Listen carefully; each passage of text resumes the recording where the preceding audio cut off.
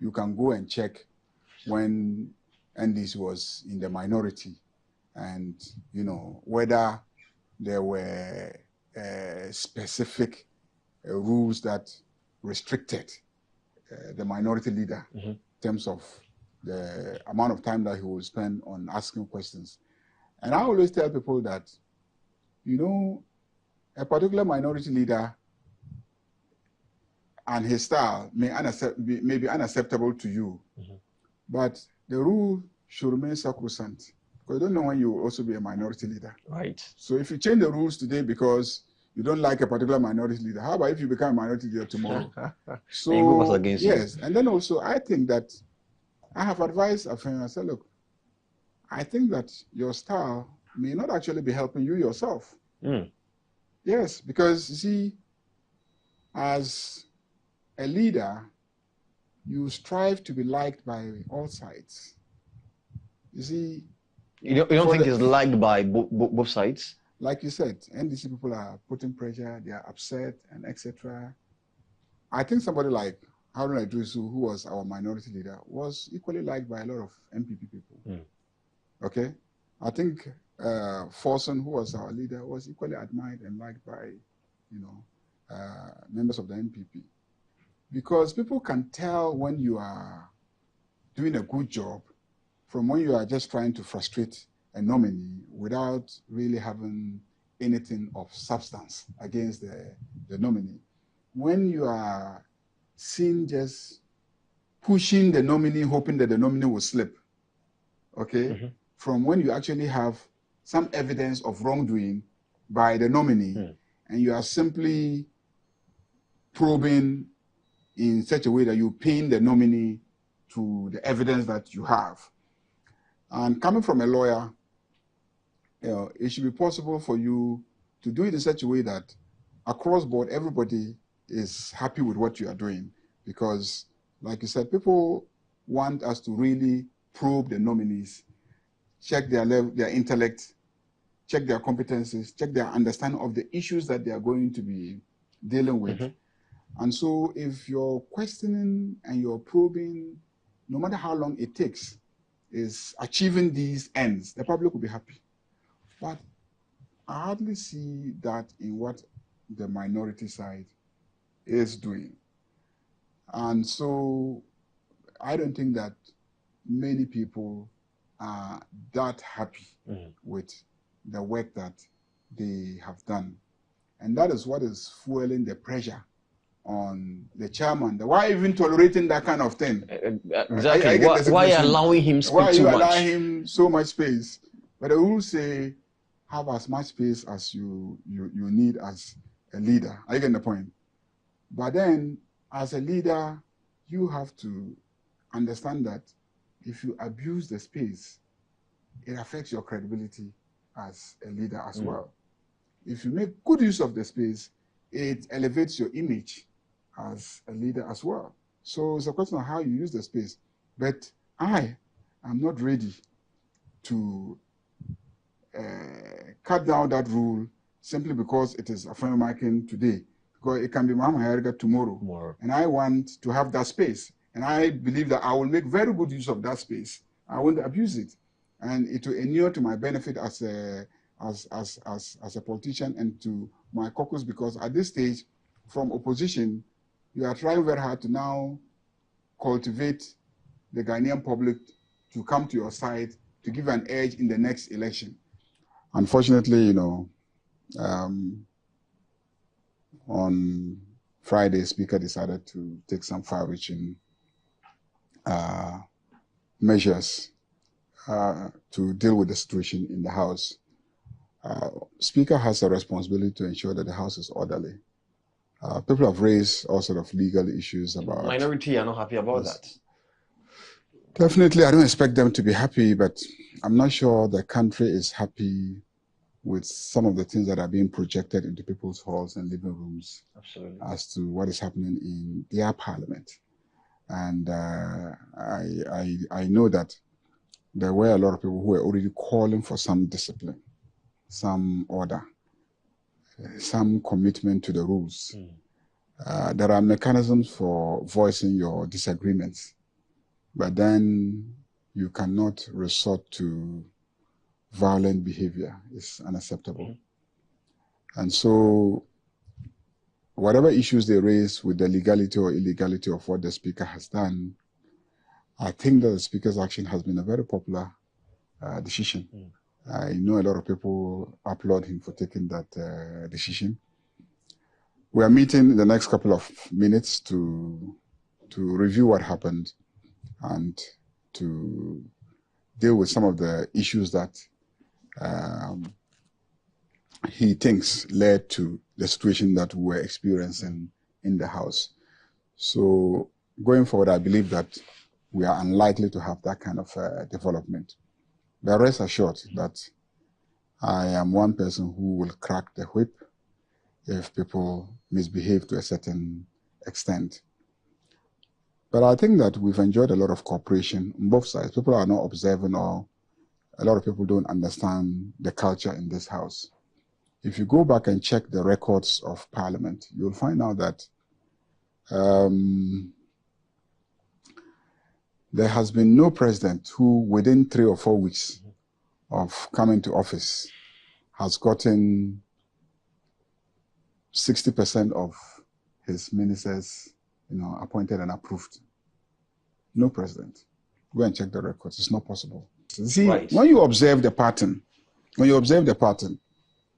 of vetting, there are political targets. There are political targets. And then there are opportunities you give to people to project themselves. Now, all the nominees who were subjected to extensive vetting and scrutiny by the minority turn out to also be the very strategic players of the NDC whilst in opposition. I mean, you can mention names. Are you get the situation? So some of what you see is political retaliation and not really just for vetting. The cameras. Not for the camera, political retaliation that you harassed us when we were in government.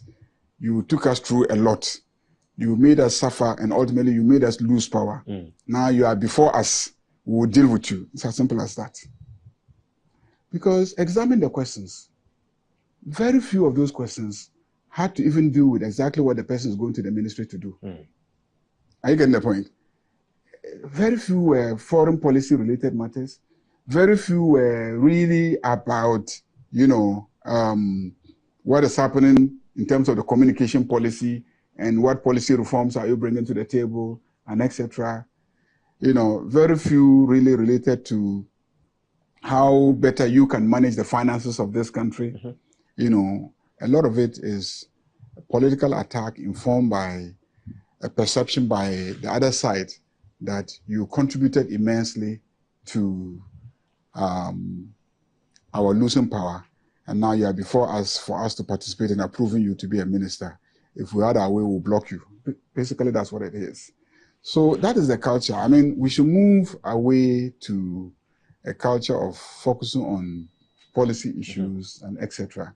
For us, on the majority side, truth be told, we are under pressure to meet timelines that we have given to Ghanaians. If you recall, President Mahama gave a timeline and said, by this time, I will form my government. Right. Are you getting the situation? So those of us sitting here have to facilitate and ensure that he meets the timelines. Because he's promised to the Ghanaians that I will finish forming government within this timeline. So we're looking at this, okay, there are 60 of them. So if he says he must, finish in 2 weeks and 3 weeks, how many must we do a day, okay, right, to enable him meet the timelines? And so if we decide that we're going to do 5 a day, how many hours per nominee, okay? So in non-controversial areas, we'll ask ourselves, do we ask him questions? Do we rather save the time? Because we know that when it comes to a blocker, they will do 8 hours. So let's manage this person within 1 hour and then let him go so that when they are holding a blocker for 8 hours, we still are able to meet our timelines. So we are doing calculations because we are working towards a timeline. Now, People say, oh, why are you allowing Afenyo? Why are you allowing minority? Why are they bullying you? You have all the numbers. Yes, it's still a question of timelines.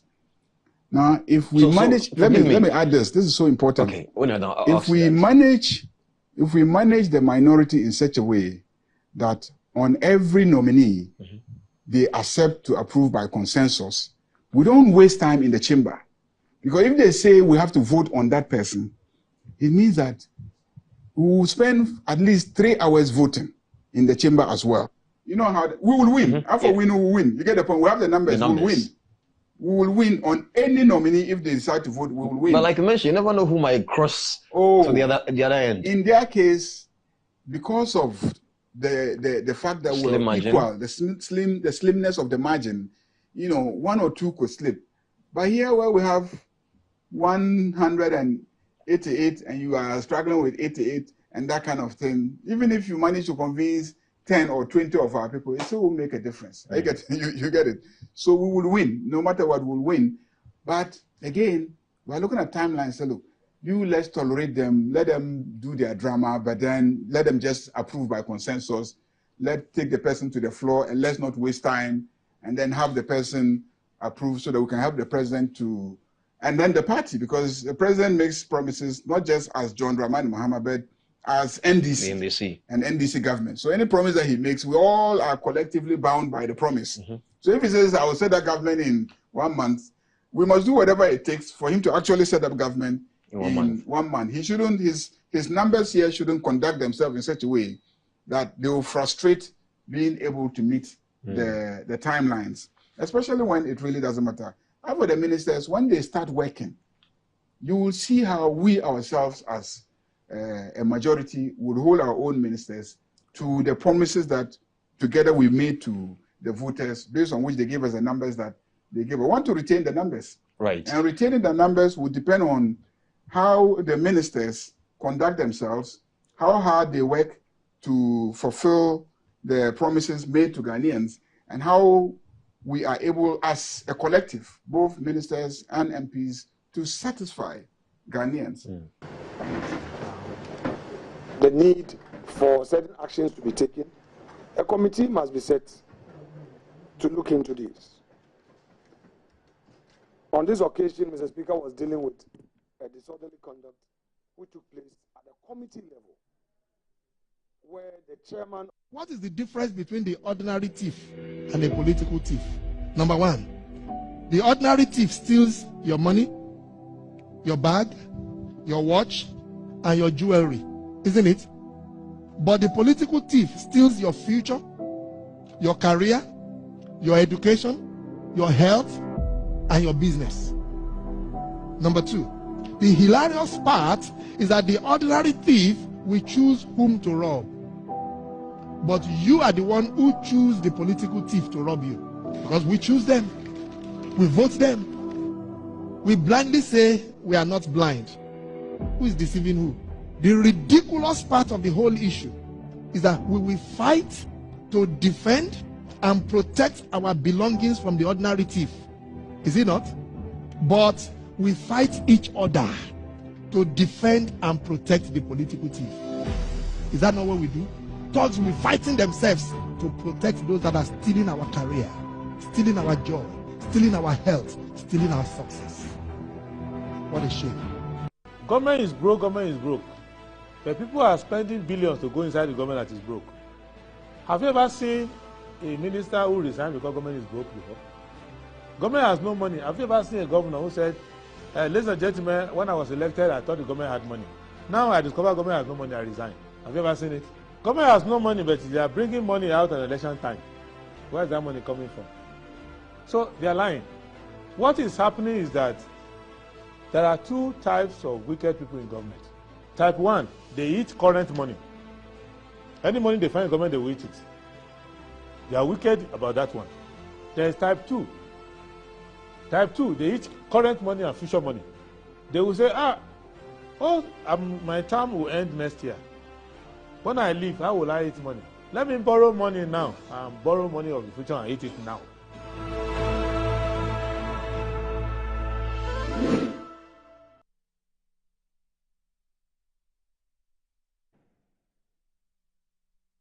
All right, a very good morning to you and you're welcome to the program. It's the 4th of February 2025 and this is Good Morning Ghana. Thank God for having another day to go through the issues arising in the country. And we'll first of all go through the headlines as usual and then later we'll get with the guests and discuss matters on the table. Let's start off with the Daily Graphic and it says, we must collaborate with to rid Accra of filth, Greater Accra Regional Minister. AFC FTA to launch transit scheme on Abidjan-Lagos corridor. In Swatreman, owner arrested. Teacher trainee allowance to go. Government pledges enhanced student loan scheme. Education Minister hints. Ghanaian Times. At Ghana Investment Trade Week launch, commits political will to real estate sector. Core construction group chair to government. NTC Sierra Leone H commissions to collaborate, fight fake news. GFA commences investigation into Inswatre incident. Two friends get 20 years over illegal possession of guns theft. New Crusading Guide. The New Crusading Guide. Tango over tolling Ghana roads. Agambire's company, African Industrial Solutions, faces contractual disagreements. CSOs chase Ablakwa over unexplained wealth. Court dismisses allegations against Tanko Kwamiga. Salifu Sinkari commends Kofi Adams, calls for more sports infrastructure. Court issues bench warrants for Michael Amu Dodu's arrest. And then the top right corner has sovereignty of schism, the peril and promise of the Sahel breakaway bloc. The inside newspaper, Kwauhine drags sub-chiefs to Regional House of Chiefs over alleged illegal installation of rival paramount chief. Iran dismisses claims against it by Israel. John Boadu accuses Akufo-Addo of causing MPP defeat with poor management of economy hardship. Alleged contempt case, court issues bench warrant for the arrest of Michael Amudodu. Fraud allegations surface against Angela List amidst alleged false claims.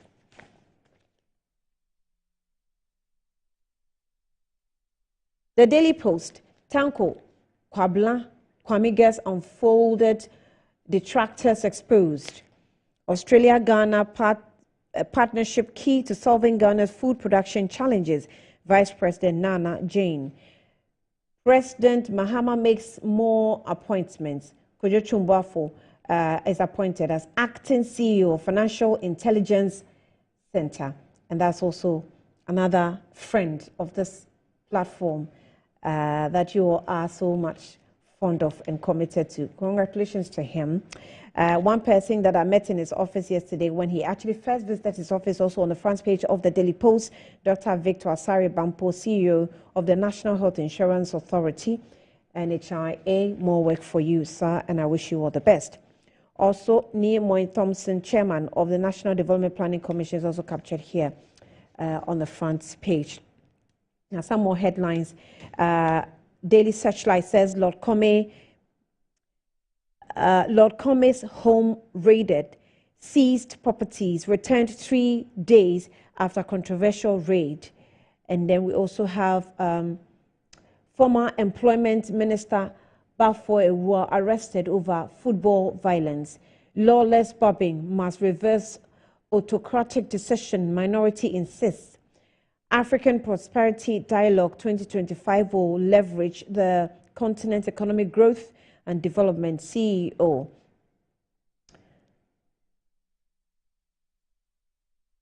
Metrolens, Dr. Victor Asare Bampo assumes role as NHIA CEO. Dr. J.B. Dankwa, a national icon remembered by Achim Adadientem Hene on milestone anniversary.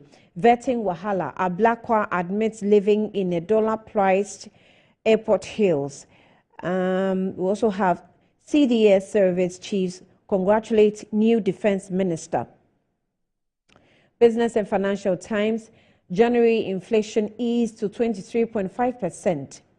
BNFT reaffirms Silver Star Auto Partnership. AFS Insano partner to transform card payments in Africa.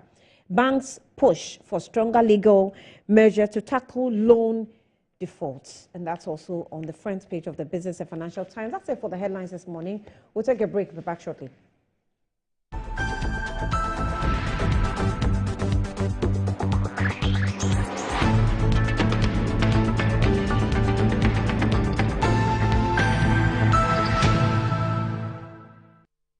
Experience the enhanced protection of Star Motor Third Party Extra from Star Assurance, an enhanced motor third-party insurance policy that provides cover for loss or damage to your vehicle's windscreens, side mirrors, back glass, and other glass components. Whether it's a crack or major damage, you can drive with the assurance that your vehicle is well protected. Our commitment to you includes affordable coverage options and a claims process that is both fast and straightforward, so you spend less time dealing with paperwork and more time on the road. Also, we have proudly partnered with Hope for Little Lives, an organization dedicated to supporting children in need. By choosing Star Motor Third Party Extra, you're protecting your vehicle and making a positive impact. Every policy you buy helps bring joy and support to children in underserved communities. Reach out to us now on our toll-free numbers 0800-177-177 or 0302-245-906 to sign up. Let us help you drive with peace of mind and purpose. Star Motor Third Party Extra. Drive with confidence, give back with heart. Star Assurance, your solid partner. Sometimes the unexpected happens and the hero falls down in his own story. But he needs not stay down for long.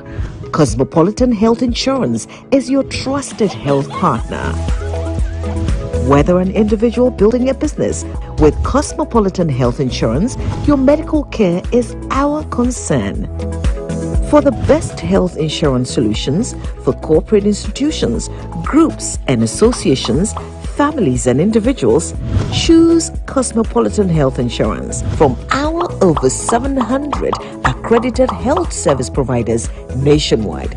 Call us on 0302 540 668 or 0501 678 547 for all your health insurance solutions. Cosmopolitan Health Insurance, your medical care is our concern. Attention all farmers, are you ready to take your crops to the next level? Introducing 3 effective organic composts that will revolutionize your farming practices. ACAP, KCAP and IRECOP brings to you the ultimate solution for your fertilizer needs. Introducing the ACAP Grade A, KCAP Equiafua Jinkwa and the IRECOP with cocoa blends, palm blend and mulch. These are made from locally sourced municipal solid waste, and these are the perfect choice for sustainable farming. Join the organic revolution today. Boost your crop yield, improve soil health, and support sustainable farming practices. Choose ACAP, KCAP, and IRECOP organic compost for a greener and bountiful harvest. For your purchase and more information, call the numbers on your screen. Our products are endorsed by COCOBOT, Planting for Food and Jobs, and the Ministry of Food and Agriculture.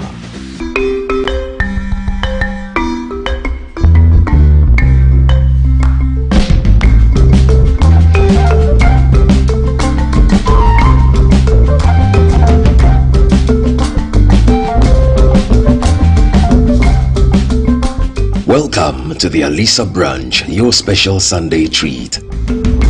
Good food, great and relaxing ambience, and excellent service.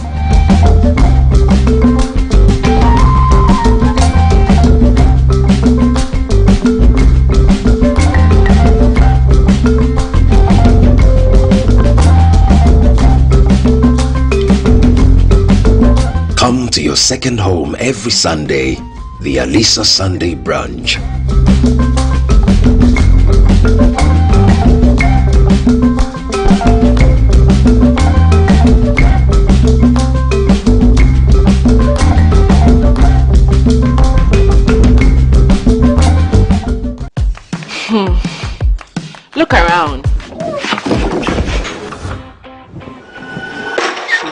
also need a makeover?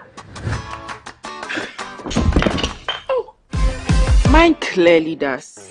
So we went to Ashroom and found the Como collection. It had everything we're looking for and more. Matching furniture for the entire home, designed with you in mind. Where's Como collection?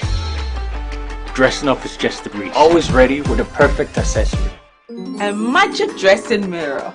One look and you're ready to face the world. Or at least the kids. A bed perfect for young men who want a table that turns into a treasure chest. And finally, a sofa with this grand TV unit for family time at home. Head over to any Ashform store now and discover the new Como collection. Ashform, feel it, know it. It's another brand new season of Bukwem Accra, Bukwem Ashanti, and Bukwem Volta. Ghana, are you ready to witness great intellectual display of our able contestants in all the categories? Lower primary, upper primary, and JHS from various schools. Yes, get your phone to vote for your favorite contestant to win the ultimate prize, which involves 50% paid trip to Dubai, 50% tuition fee scholarship for 1 year, laptop, and many more products from our sponsors. Be part of this game into fame. Bukwem Reading Reality Show. It's reading time. Bukwem. Read today, lead tomorrow.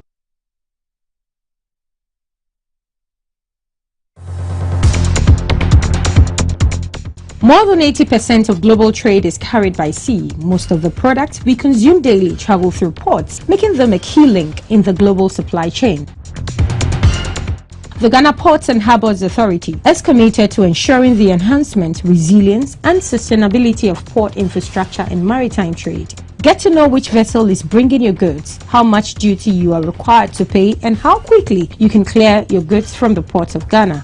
We ask the relevant questions and elicit responses from the appropriate authorities. We interact with you via our social media platforms and put your queries across to the expert.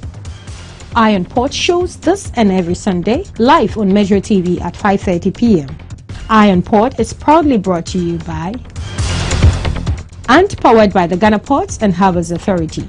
Iron Port, transparency in doing business and building nation.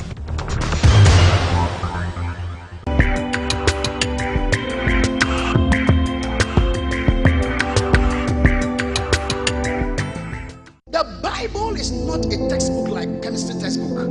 It's a spirit. There are no controversies. Righteousness is defined by God. What he says you are is what you are. There's no teaching in the scriptures that will be left untaught. Join the Good Life Devotion with Dr. David Binden on this channel to receive biblically authoritative teachings which will usher you into exhibiting the divine life here on earth.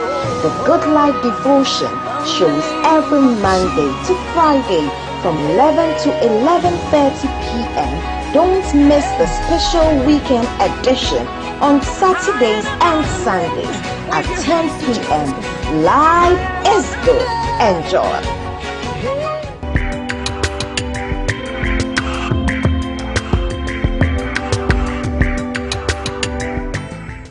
In today's interconnected and interdependent world, nations and international businesses are increasingly appreciating the need to foster greater trade relations. Get the inside views, vital information, trends and analysis on emerging trade giants in Ghana and beyond. International Trade Focus, the global television trade showcase, transcending barriers in creativity and innovation. International Trade Focus has been developed to serve as your reliable platform for international business connections and trade events. Join me and Aspio as I bring you a whole menu of international trade activities. International Trade Focus, your timely business hub. International Trade Focus is brought to you by GOL, ADB, Pediasi Valley Resorts and Public Elegance.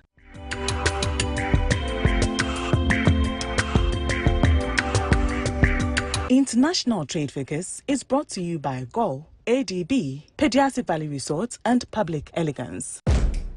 There's nothing worse than your multi-bet missing, but nothing better than having it saved.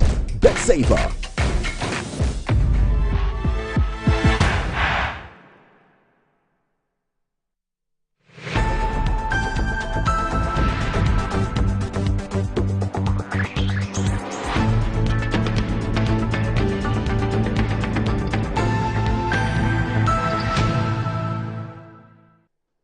members of the public. Today, because of ICT, everything is on the internet. People should go and check 1997, the J.H. Mensah vetting, minority leader. They should go to Abangbabin, and there I want to stay there for a while. Honorable Abangbabin, MP for Nadole Kalio, and minority leader, as he then was, grilled Kufuor's nominees for hours. Not a single nominee was spared. In my case, I've only been doing just a few of them. It's not every vetting that I participate. Sometimes I sit in my office and watch. Some of the people, we don't even ask them any questions. The few that we are taking them on, they cannot take it. They should go and check the records of their own minority leader, 2001 and 2005. They should go and watch it. The impatient, intolerant NDC. They will never tolerate the things they do to people. They can't even stand a minute of that, those. And then, they should also go and check the vetting of Harun Idrisu and Muntaka. These were two strong men who tackled our nominees. They should go and watch. They spent hours. Harun Idrisu spent hours on our nominees. Muntaka had unlimited questions. Muntaka was a deputy ranking. In my case, Mama Pat, my deputy, who is a deputy ranking, is given only 3 questions. The maximum she goes is 5. I invite the NDC aggressors, the intolerant foot soldiers, the intolerant extremists of the NDC who are attacking me and attacking our caucus, to go and check Muntaka Mubarak, who was even a deputy ranking. The unlimited number of questions that he had, showing videos and all. Their own darling boy Ablakwa, the unlimited opportunity he had, scrutinizing CVs. Today, when his CV is being scrutinized, he says he's a tenant. 15,000 Ghana cedis is all he did. No. Please, colleagues, wait. 15,000 cedis is what he disclosed as his regular income. And that's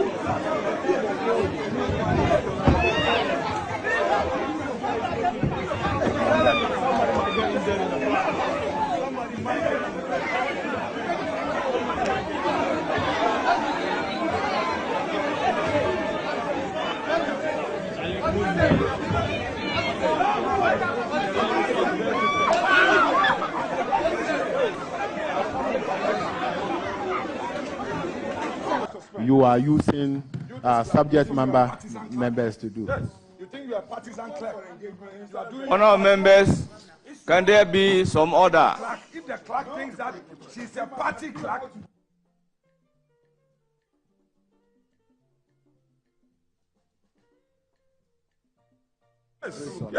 you are using subject members to do. You think you are partisan clerk? Honourable members, can there be some order? If the clerk thinks that she's a party clerk,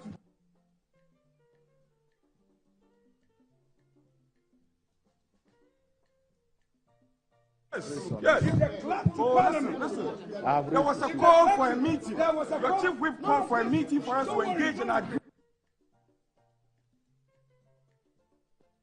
You are you.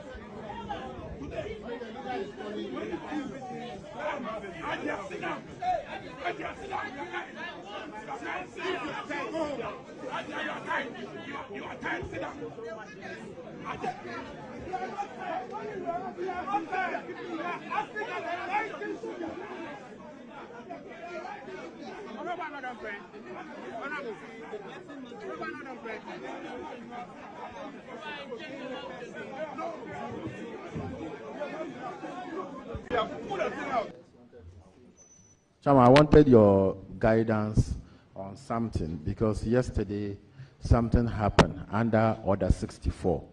And I wanted to find out that in determining the quorum for the commencement of a meeting of this nature, whether it is the original members you used to get the ratio of the 1/3, or the subject committee members are incorporated for the purposes of it. If I may just members to do. You think you are partisan clerk?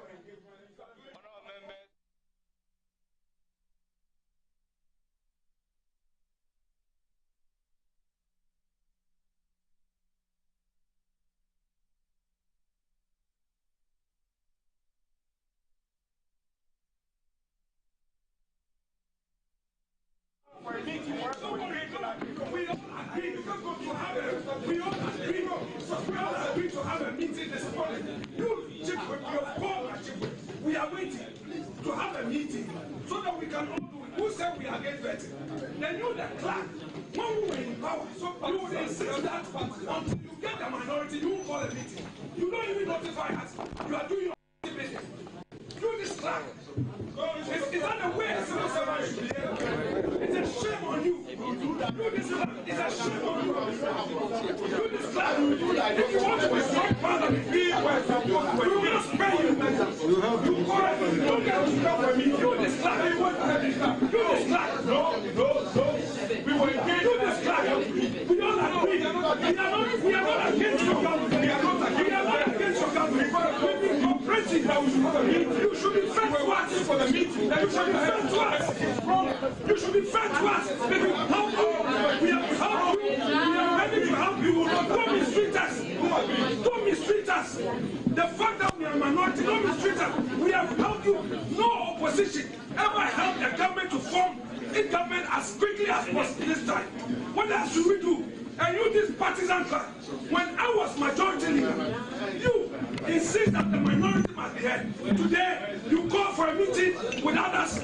You think we are going to be quiet? A shame on you.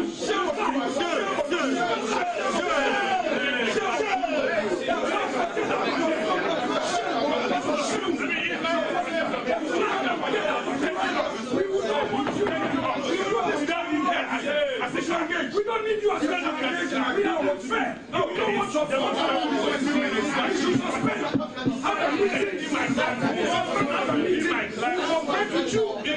have a meeting. My clerks are able to when the clerks are this place. Nobody is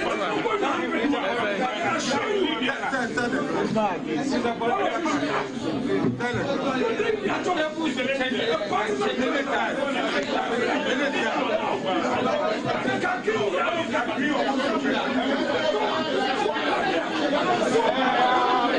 you.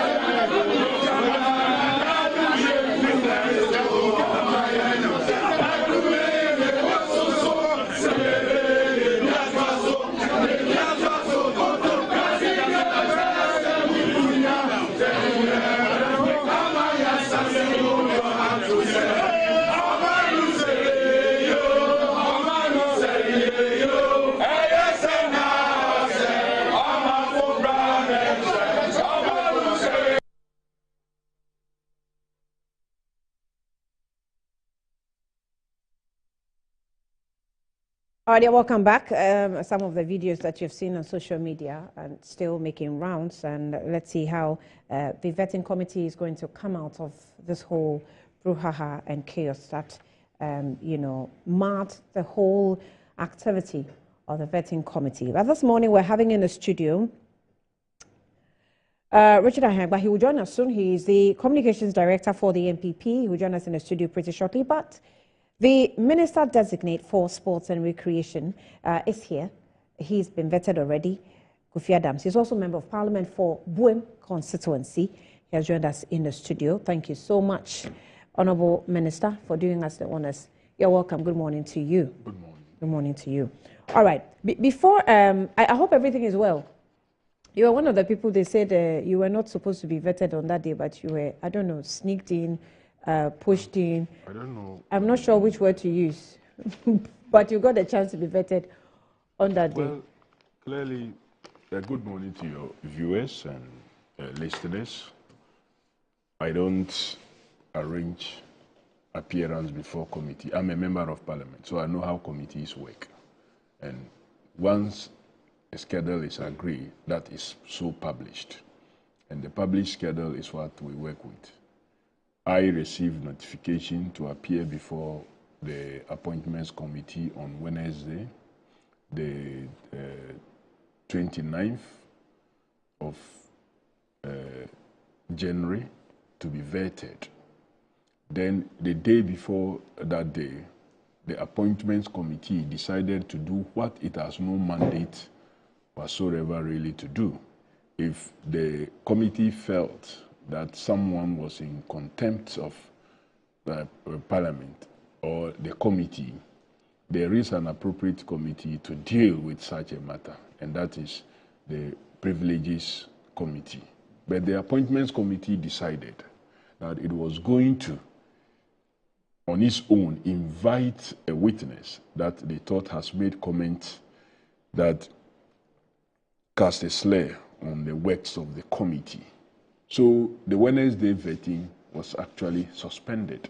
So for those of us who were to be vetted on that Wednesday, we were told to wait for a new schedule.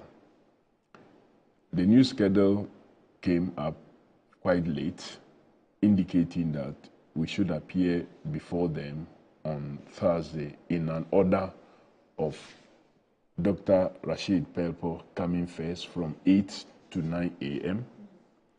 The second was supposed to be Murtala Mohammed from 9 to 10 a.m. Then Sam George was to come third from 10 to 11, and I was to come fourth from 11 to 12. Then they would take a lunch break for 30 minutes. Then after that, Sam Okujeto Ablakwa was to come fifth from 12:30 to 1:30, and it followed in that order. They were to vet, I think, about 7 or 8 persons on that day. Mm-hmm. So one is therefore surprised that the whoever, I don't know who have described that some persons were smuggled in.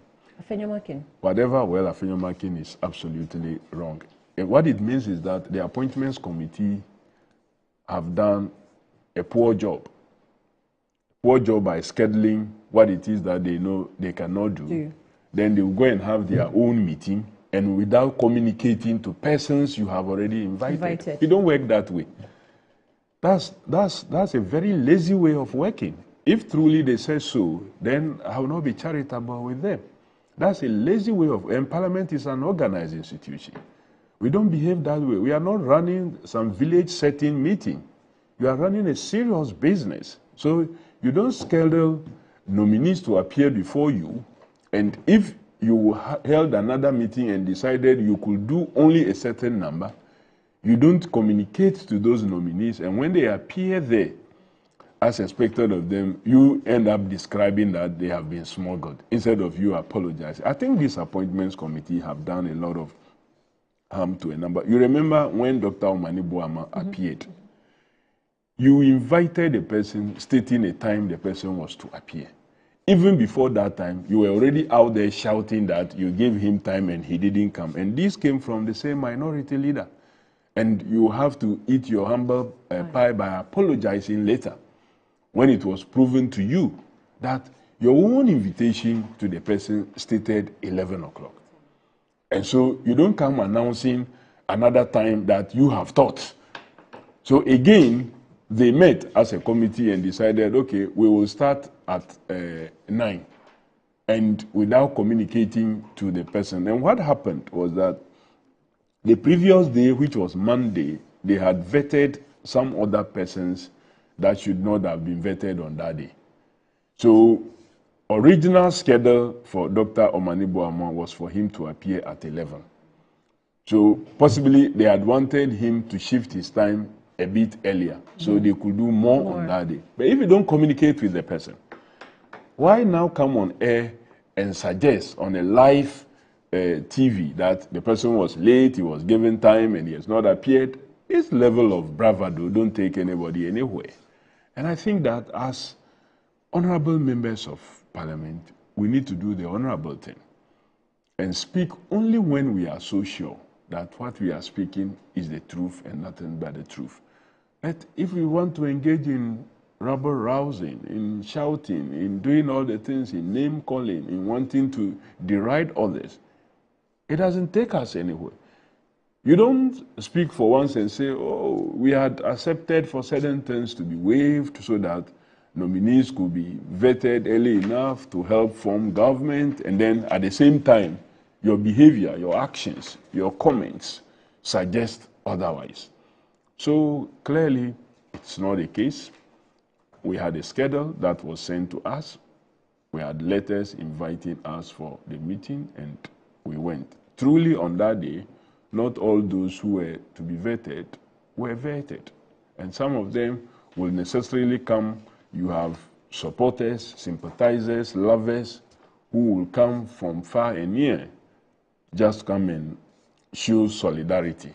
And what has been happening there for me is not the best of what situation. There is a need, as a matter of urgency, for the Standing Orders Committee of Parliament to immediately come out with some rules relating to how nominees will be vetted when they appear before the Appointments Committee. It cannot be the case that one person should ask questions for 2 hours. No.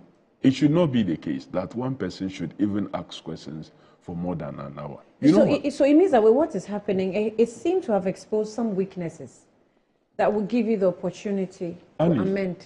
Reasonability had prevailed in the past, and so everybody thought that that reason will prevail. You see, when you come to plenary and say the Minister for Finance presents a budget, after we debate the principles behind the budget, and in doing so, time sometimes gets allotted. Members can debate for like 5 minutes. Sometimes rankings, deputy rankings, chairs and vice chairs of committees, ministers and deputy ministers, when they are selected by their side to speak, they have more time. Sometimes they do 10 to 15 minutes because they are considered as part of leadership. Then, when all these have happened, the final day of the debate on, say, a budget statement is reserved for leadership. And leadership sometimes is given between 30 and 45 minutes to do so. Same applies when the president appears before the House to present State of the Nation address. Yes. When comments are made by members, the leadership is now given the opportunity to wind up, and they are given between 30 and 45 minutes. So it is the understanding that we have always worked with, that whilst leadership, minority and majority leader will have more time, that the fact that you have more time doesn't mean that we become so unreasonable in terms of the more time we have, that you have opportunity to ask a number of questions. So you have an answer. So I have an answer that I expect Richard to offer. So as I ask Richard questions, and he's not giving me the answer I have in my head, I have to continue going round, and for thinking which is what we saw in the case of Sammy Blakwa and then Sam George, because they have an answer. You ask the person, you say he attacked someone. The person say, I critique the person. That's the person's answer. The committee can review the question, the evidence you have upon which you ask the question, and the answer provided by the witness. If you are not satisfied with the answer, that can reflect in the report of the committee that we were not satisfied with the answer provided by this nominee or this witness to this matter. So because of that, we are subjecting him to a vote, and that we are not approving him by consensus. And so it should go as a majority decision because we are not satisfied.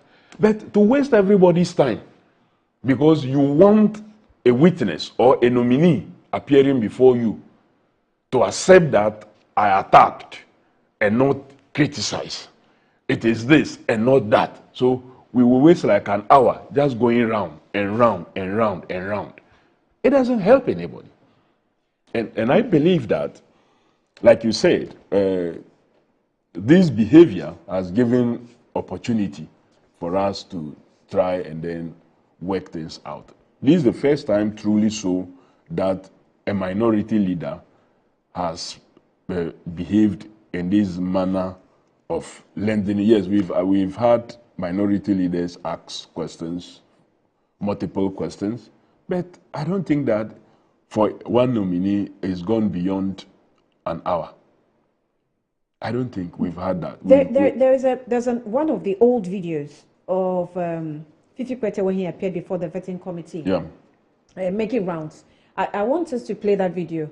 Let's see if it has any similarities, because it's almost looking and sounding as though what's happening today is the first time.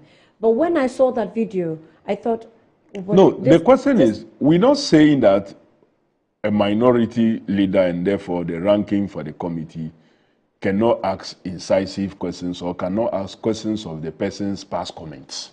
Yeah, it's part of the vetting process. Comments you made in the past, you can be asked questions on it to show whether truly you stand by them or you are just throwing issues out there that could not be relied on, and that on hindsight you are willing to apologize. That is not the concern. The concern has always been the minutes spent on a nominee by one person.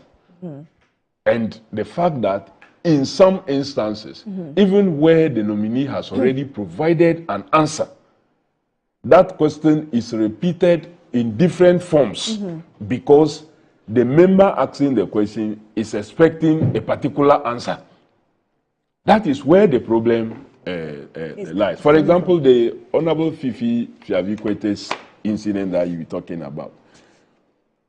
The nominee had a position on a matter, and the ranking then was trying to reference that if he was approved, he would have a right to attend Parliament, and these are the rules. And he said, well, you can attend, you will no longer be a stranger. Yes. So these are the rules. He said, well, in Parliament, these are rules that apply, and once I am here, those rules will apply. But if we are outside, you cannot apply parliamentary rules outside of Parliament. I was sensing that scenario you cited in that same round and round thingy, where it's like you're expecting the person to give you a particular answer, and he keeps giving you same answer. So you go round and come back to the same question, which I thought also played out. So it's not for me. That is why I'm happy, Mr. Speaker, who himself has been a minority leader. He has been a majority leader.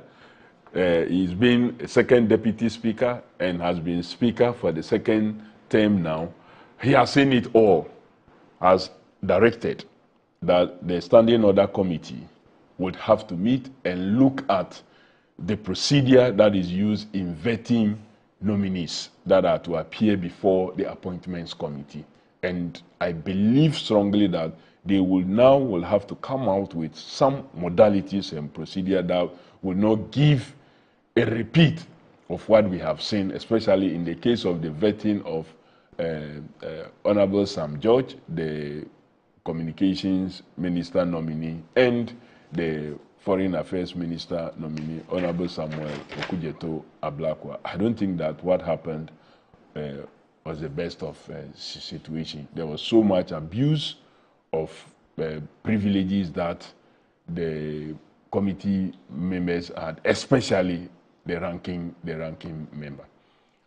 Let me introduce Richard Anyagba. He's in the studio, and yesterday there was a headline, associated with him. He said that the chaos that happened on the vetting committee was pointing accusing fingers to the NDC or the NDC. So he says that the new Patriotic Party Director of Communication, Richard Anyagba, blamed majority caucus in Parliament for tensions that erupted during the session of the appointment committee when the members of the minority and the majority caucus clashed over the vetting of Kwabena Mintah Kando and Samuel Okujeto Ablakwa. You're here. Good morning to you. What's his basis? You're welcome.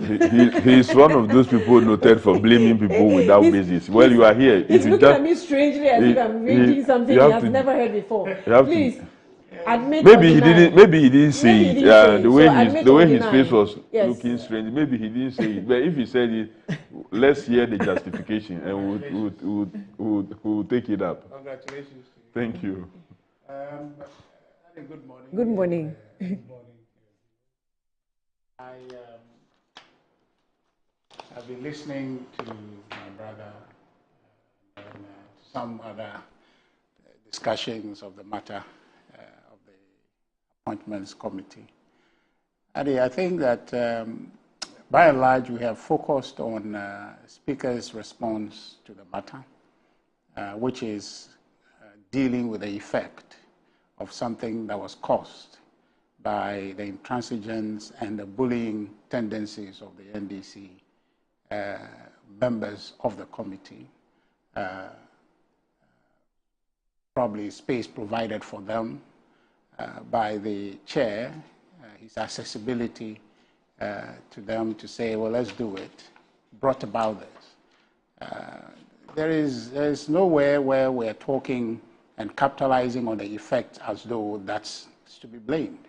Where does all this start from? It's the committee.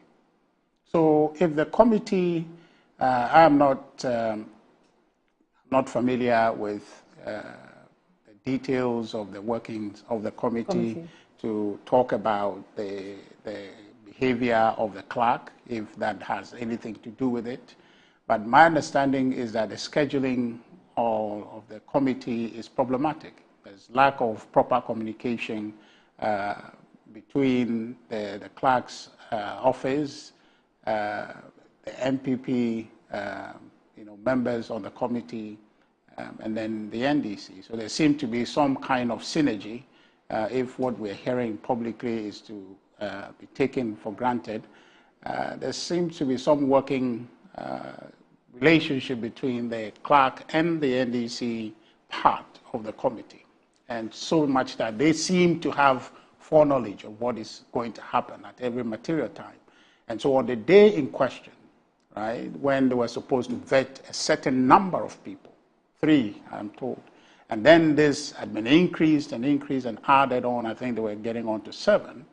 And if it gets to a point and a group, if we're working in good faith, and you say that, okay, well, we have vetted. It's not as if we don't want to vet. We have vetted so many number of people today. Can we do this tomorrow? How that become an issue to fight about? And so subsequently, you blame the person who says, we're tired, let's do it tomorrow. I don't get it. So it's more or less that we're all pretending and trying to blame Afenyo-Markins and the MPP, apparently because what? They are easy prey? Doesn't make sense to me.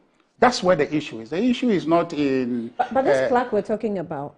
No, I'm not interested. Let's not even talk about the clerk. It's not the first time I'm fine. There's been some miscommunication from her office. Yeah. In fact, from Afenyo-Markins' account, there's been times where she's giving some communication where the chairman was not in the known and he, the ranking member, was also not in the known. Nice. So it will be unfair to her person to say that she, seemed to be in some cohort relationship? Well, I mean, I'm just making the point that if you see, the NDC appears to know that we schedule so and so, that's what we want to do. And MPP said, no, this is what you brought, and we have done that, and we have indulged you to do 1, 2, 3 more, right? So we don't want to carry on ad nauseum. And he said, that's what you want to do.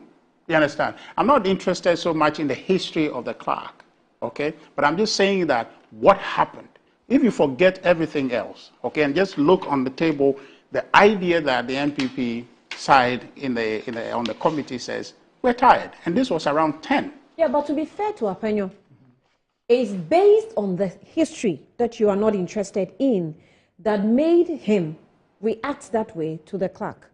Because no, he see, had so history hold on. So on his table. I'm coming. Both from the time when he was majority. That's okay. Allow me to flow. The point I'm trying to make is that let's go to the cause of the matter. That's what the matter should, of the whole thing. So the subsequent dealings with just speakers. Information before you carry on. I don't know where Afenyo is talking about having history with the clerk when he was majority leader. Well, Afenyo became majority leader just about a year ago. We had no vetting of any. We had then vetted. I think he was referring to the judges. The judges that were brought, were brought up for vetting. Yes, and reports that were supposed to be presented. And also, people must factor composition of the House. The 8th Parliament was a 50-50 House. The NDC and the MPP had 137, 137. The numbers were equal. And so you needed the participation of the other side. You were just called majority because we accepted the fact that an independent could caucus with the MPP side to make them majority. If we had wanted to litigate, indeed an independent is not supposed to count as part of a caucus per our rules. But we chose not to litigate, to give the MPP that description as majority group. That was where the speaker coined the term majority group, because we don't have anything like majority. We have caucus, we have majority caucus and minority caucus. And because we were going to allow the independent to be with them without violating the constitution and the rules of the House, the standing orders, we allow the coinage of a new term by, you say, Mr. Speaker, majority group, and they were happy, describing themselves as majority. But when you go to the reality, because the numbers were equal, we had equal numbers on the committees. And you necessarily will need, and in most instances, it was we, the minority, that made committees to function. Right. Because a number of times, the majority side were not present in the committee. Again, you're just making a point. No, I'm just helping you. No, I don't need the help. This time round, you are trying to hold on. This time round, the majority side has 187. 187. That's not material now. It's 1:3. So your point is for him to describe himself as majority at the time. It's pointless. So what I'm saying is that at committee levels, we don't truly look at MPP or NDC side. We looked at the committee in its totality as a committee. That's how we look at it. But it's okay. It's okay. That's how we look at it. So you more look at quorum rather than the presence or absence of a side. No, at committee level. You do look at parties. No. But I'm saying that. But when you have a ranking who is from the opposition party and you have the chair who is from the. It's not always the case that the ranking is from the opposition. Sometimes even the chair of a committee may be. I'm speaking in terms of this appointments committee. I'm talking about what the rules say. No, but I'm talking about the rules. But you are diverting attention. I'm just saying that we're speaking about a particular issue. Let's focus on that. Okay. So that committee has a problem.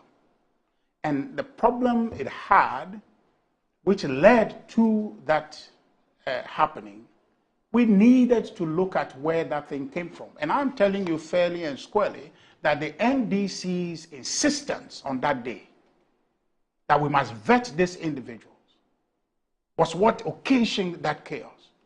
It had nothing to do with Afenyo Markins. It had nothing to do with the MPP. And so if we sit and we're having that conversation, we should get there. Let's forget about the fancy things that Speaker has done, the legality of it or the lack of it thereof. That's a secondary matter. The NDC must be looked fairly in the face and told that this you did, you are the cause of this thing. That's really what happened. Was it a case where none of them was informed? Either of the parties were informed that Akando and Ablakwa were coming. So they were all surprised. Is that the case? So the point, they knew they were coming. You are taking me to a place. To say, oh, we're tired. Let's make it. No, but the point is not even that. Did they know they were coming? No, but whether they know or they don't know, that's not the matter. No, the matter. Oh no, Annie, please, no. Please, I beg you. Whose responsibility was it to communicate to Ablakwa that the times have changed, right? And that they could not vet them at that time. 10 p.m. I'm talking about. It's not as if it was 5 p.m. or even 4 p.m. 10 p.m. I mean, what kind of reasonableness are you looking for now you can't find in that situation that let's stop and continue tomorrow? What's going to break? You understand? So if you are a committee dedicated to working in good faith, that time is not when you insist.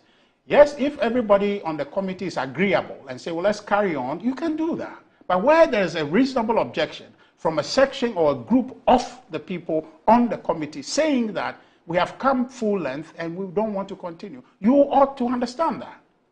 You don't become belligerent and then determine that you want to do it.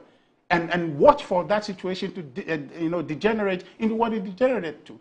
The MPP group was just opposing to say that we have had enough. Is that how to oppose? The responsibility, the chair was supposed to have recognized that concern and call the committee to order and say, look, we carry on tomorrow. After all, what happened? When the majority leader came, what happened? That reasonableness prevailed. Hence the closure. But meanwhile, at the time he came in to intervene, the worst had happened. You understand? So the NDC caused this. They have about them. Oh, yeah. The members, you know what I'm talking about. The NDC caused the confusion. The NDC members on the committee, they led to this. My good brother, no, please. My good brother, Roxon, who is the whip, okay, were out there fueling the whole thing. Fueling what? Fueling all that happened. So if you ask what happened? The chaos. I mean, you're asking me what happened. I mean, stop asking me those questions if you don't know what's happening. The point I am making to you here is this, that the MPP people on the committee says that we have come a full day, we don't want to continue. And you want to be reasonable. You are the chair, okay, on the program. And you say, no, we want to continue. What are you going to do? You're going to say that, okay, you put it to a vote, right? And you have the majority on the committee. But you didn't get a chance to do that. And you saw that this thing was veering off. How did he not get the chance to put it to vote? I'm saying that you did not get the chance. Who made it impossible for him to do that? Hold on. Well, I mean, if you see there. Who made it impossible for him to do that? What I'm saying, listen. You are going to focus on the tangentials to make a point. No. I am saying that the principal motion before the committee at the time, when they were inviting Akando to come, Honorable Akando to come in, was by the MP people to say that we think that we have come full length, and so therefore let's carry on another day. How unreasonable is that? No, you understand? So the point I'm saying is that they were reasonable in what they were requesting for. You don't have a question. They were not reasonable. Annie, hold on. You don't have a question. Interjecting is not okay. No, I'm not. I'm asking a question. No. You will allow me. No, Richard, you will allow me. When Basiria is talking, no, Annie. My question is, how did because I am not jumping on the bandwagon and blaming Afenyo, you are questioning me. I'm just saying that. Please. When he was busy blaming Afenyo, you were here quiet. You were quiet. Allow me to make the point. I have been very fair to Afenyo anyway. Anyway, just hold on. You were rather being unfair to him. No. And she's trying to draw your attention to circumstances that led to a sudden outburst. No, I'm saying so you were rather being unfair to Afenyo. What I am saying to you is that what caused the matter is what I'm interested in. The reaction of people following what had triggered the thing is secondary. If you focus on that, you argue endlessly. If when they said that we're tired and a committee working in good faith, the reasonable thing to do at 10 p.m. in the night was to say, yeah, we'll take them tomorrow. So if the clerk had not informed these individuals, you take the proper step to let them know that for some reason we are off schedule and so we'll come back tomorrow. Nothing will break. If that had happened, the reasonableness that we are all seeking, that, oh, let Parliament is this, Parliament is that, nobody should do anything that affect the integrity and the good name of Parliament and all of that. If this was to be preserved, if this image was to be promoted, it started from when the chair of the committee had the opportunity to be reasonable and say, look, it's 10 p.m., we can't carry on. That's where the matter is, and that's where it ends. Any other thing we're discussing is only for us to score political points. If we deal with the cause of the matter... But it would be very unfair to just start the matter from where the chairman was supposed to have called for maybe reasonability. Let's vote, let's do something, when he had the opportunity. It got to a point where he did not even have a voice to speak because of the noise that was coming. You can't end it at where he probably failed to call for a vote. I'm saying that. What also happened to the minority side when they decided to abuse the privileges they had and decided to go the way they had to go when they knew they had options of trying to put something on the table. Okay, let's discuss this and get to a certain level so that we all agree. You can't end it only at the chairman's level. That's unfair. Hold on. I'm at a loss when we just want to argue in this country. I'm saying that a situation is before you. A group of people vetting, they have vetted over and above the number they were scheduled to vet for the day. Okay, forget about other clerical stuff that needed to be taken care of to inform my brother Blackwell and Honorable Akando. Forget about the clerical stuff. But saying that, having come to that moment where we say that we are closing, even for what was on the business for us, as far as the committee knows, we have gone over and above that. And sitting around the table, we are supposed to be people who are interested in reasonableness. And then a group says that, look, we've done a business for the day. We think we have been productive. At 10 p.m., let's call it a day. If reason doesn't prevail at that point, and then things escalate. Then chaos should. And then chaos ensued. And you are saying that the problem happened when there is chaos? The problem actually was birthed when reasonableness did not prevail, when we're saying that at 10 p.m. we should close for the day. Because nobody listened to you. The group that says let's close did not start throwing things to reflect that we are tired. Before they said let's close because we're tired, they didn't start just throwing stuff. They verbalized it. They appealed for it. And people on the NDC says, oh, if you're tired, go home. If you're tired, go home. That response from them, you saw it.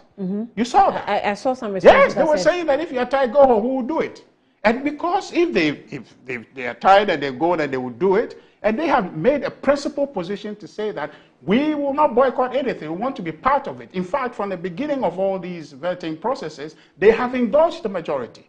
They have been available. They have bent over backwards to ensure that the processes worked. They've bent over backwards? Yes, of course. They were supposed to. They vetted on Monday. The initial vetting, they vetted on Monday. They went overboard, to try to make sure that the MPs and the ministers were vetted appropriately. So they were cooperating. They are working. They are willing to work. But that's what he was trying to say, that at committee level, sometimes you overlook the party. That's fine. I mean, that's okay. So that's good. Then we can that's very good. That's very good. But the question then is, why on that day was consensus not a reasonable thing to achieve?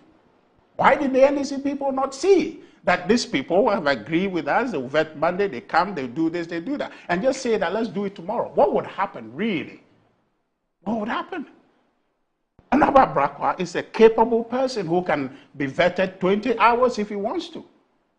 He's capable. Even on his Twitter wall, he says that if they want more, he will come. So there isn't anything for him to hide. I actually, at some point, felt that we're being unfair to him to try to create a situation that appears as if they want to shove him in. You understand? He is capable. Which he Sam George is apologized for. capable. Yeah, absolutely. These are people who can stand on their own 2 feet and then take any hit that comes. So all the committee chair and the NDC members of the committee would have done is to be reasonable. When people said enough, not at 6 o'clock, not at time when they should be working, at 10 p.m. I mean, this is where the matter is. So with all you're saying, this is where the matter is. Are you justifying all that happened? I'm not. I haven't talked about what happened. I'm talking about what created what has happened. And that's where the matter is. If you go there, all of these things, you hand it to the NDC and say, never repeat this again. Next time there are issues at committee, be reasonable and deal with it, and we'll not have all these things arising. Well, you want to say something? Yeah, sure. Okay, go ahead. Clearly, Richard, as usual, could not justify why blame the NDC for the chaos that happened in the vetting room on Thursday, the 30th of January. Clearly, here you have, he says, the majority side saying, we are ready and prepared. Parliament and parliamentary committees work with quorum. Once business have started, it is a matter of what quorum that determines. If it was the case that they didn't have quorum because a lot of people were tired and have left, and that the few left, if they also decide to go, will mean that the committee will not form a quorum to be able to continue with its business. Then you say that it cannot work. We've had instances where the committee was sitting and asking questions and you didn't have the ranking or even sometimes the deputy ranking present. And one or two other persons have sat in for them. Some of them who have sat in are not actually original members of the committee. The deputy minority leader is not a member of the appointments committee. Jerry Ahmed Chab. It's not. That's a whip, deputy whip. Yeah, whip. He is there because he is part of leadership. And by our rules, leadership can attend the committee, and when they are present, they can ask questions. That's why sometimes you find the majority leader being present and also asking questions, even though he's not a member of the committee. So they form quorum and could continue. The rest did not complain that we are tired. We cannot use we are tired to affect the work of a committee. That has been agreed on before. Because clearly it may have been agreed on, Kofi. It may have been agreed on. But at 10 p.m., 11 p.m., and I'm saying that 12 midnight. Why? Parliament have sat sometimes when we were considering things at plenary. Yes. We've sat sometimes till about what? 4 a.m. Yeah, but that's not regular. And I'm saying that we have sat like that before. So it's not like it has not happened. When they were in the majority, the whole parliament was made to sit even up till 4 a.m. to consider all kinds of things. I mean, we all sat with you. So why are you complaining that 10 p.m. was too late? Why will you complain that 10 p.m. is too late when we have sat up till 4 a.m.? But if they say they are tired. And I'm saying that, but if you say you are tired, has anybody stopped because with the plenary sitting. I am saying that. Because with the plenary sitting, normally you do that when parliament is rising. And I'm saying that, no, this was not even the rising matter. But which one are you talking about? There were instances where we have sat to a time that was so, sometimes could be described as unnecessary, not because we were rising. Oh, not because we were rising. We have had such situations. And I'm saying that if you are tired, you always have breaks. People walk. It's only the chairman that sometimes is almost always seated Must there. Be there. And sometimes when he's tired, he hands over to the vice chair to handle because he must attend to some other activities, even in the plenary. You see, the chair of the committee is also the first deputy speaker. So sometimes when Mr. Speaker is not there, and the second deputy speaker is not there, as it happened sometime last week, he has to come in to also preside over the plenary. But all that I'm seeking to suggest is that they form quorum, and they could easily have continued because you have advertised and you have invited persons to come.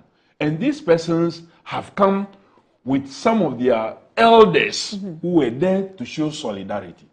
And you look in the face of these elders who have been sitting there from morning, some from Western North, some from Volta, and say that, oh, to hell with the chiefs and elders from Volta, you can go and come the next day. When it was possible to have just spent the next 2-3 hours to deal with those situations for them to go. Unfortunately, they chose to fight and to distract that because if we leave, majority of the members will still be present and they will form quorum and they will continue business. So the way to go about it is to disrupt and scatter the whole system. That was what they did. That was why when the majority leader came, he said, look, it is impossible to vet under the condition because the gadgets have been damaged, have been disrupted, and the technical persons are not available. Even if they were available, it would take quite some time to refit some of the tables with their So they would have stands. vetted anyway. If the MPP side have not scattered the things the way they did, vetting would have happened because the nominee was seated. All that the nominee was waiting for was for him to take his oath. So he will do the introduction and then questions will be fired at him for him to answer. Honorable Akando had taken his seat, was ready to be vetted before all this scattering commenced. And so the reasonable thing to do was if you state your case and maybe the chair says, no, you are overruled, I'm continuing, and you think that you don't want to take part, you can walk away, like they did on Friday. Friday, didn't they walk away? That based on the interpretation of what the speaker did, they were walking away. A few moments later, the same people who said they were walking away because of speaker's ruling now say what the speaker said is unconstitutional and it offends our rules. So, but that's why they walked away. No, they walked away that the speaker had ruled and has taken some decisions that affects the work of the committee and that they cannot continue to sit there to do the work when speaker has given some orders. Then the same people who walked away based on the orders and the ruling of the speaker now comes back to write this, that, oh, speaker, your orders, your decisions that you took were unconstitutional. Your decisions did not follow our rules. Okay.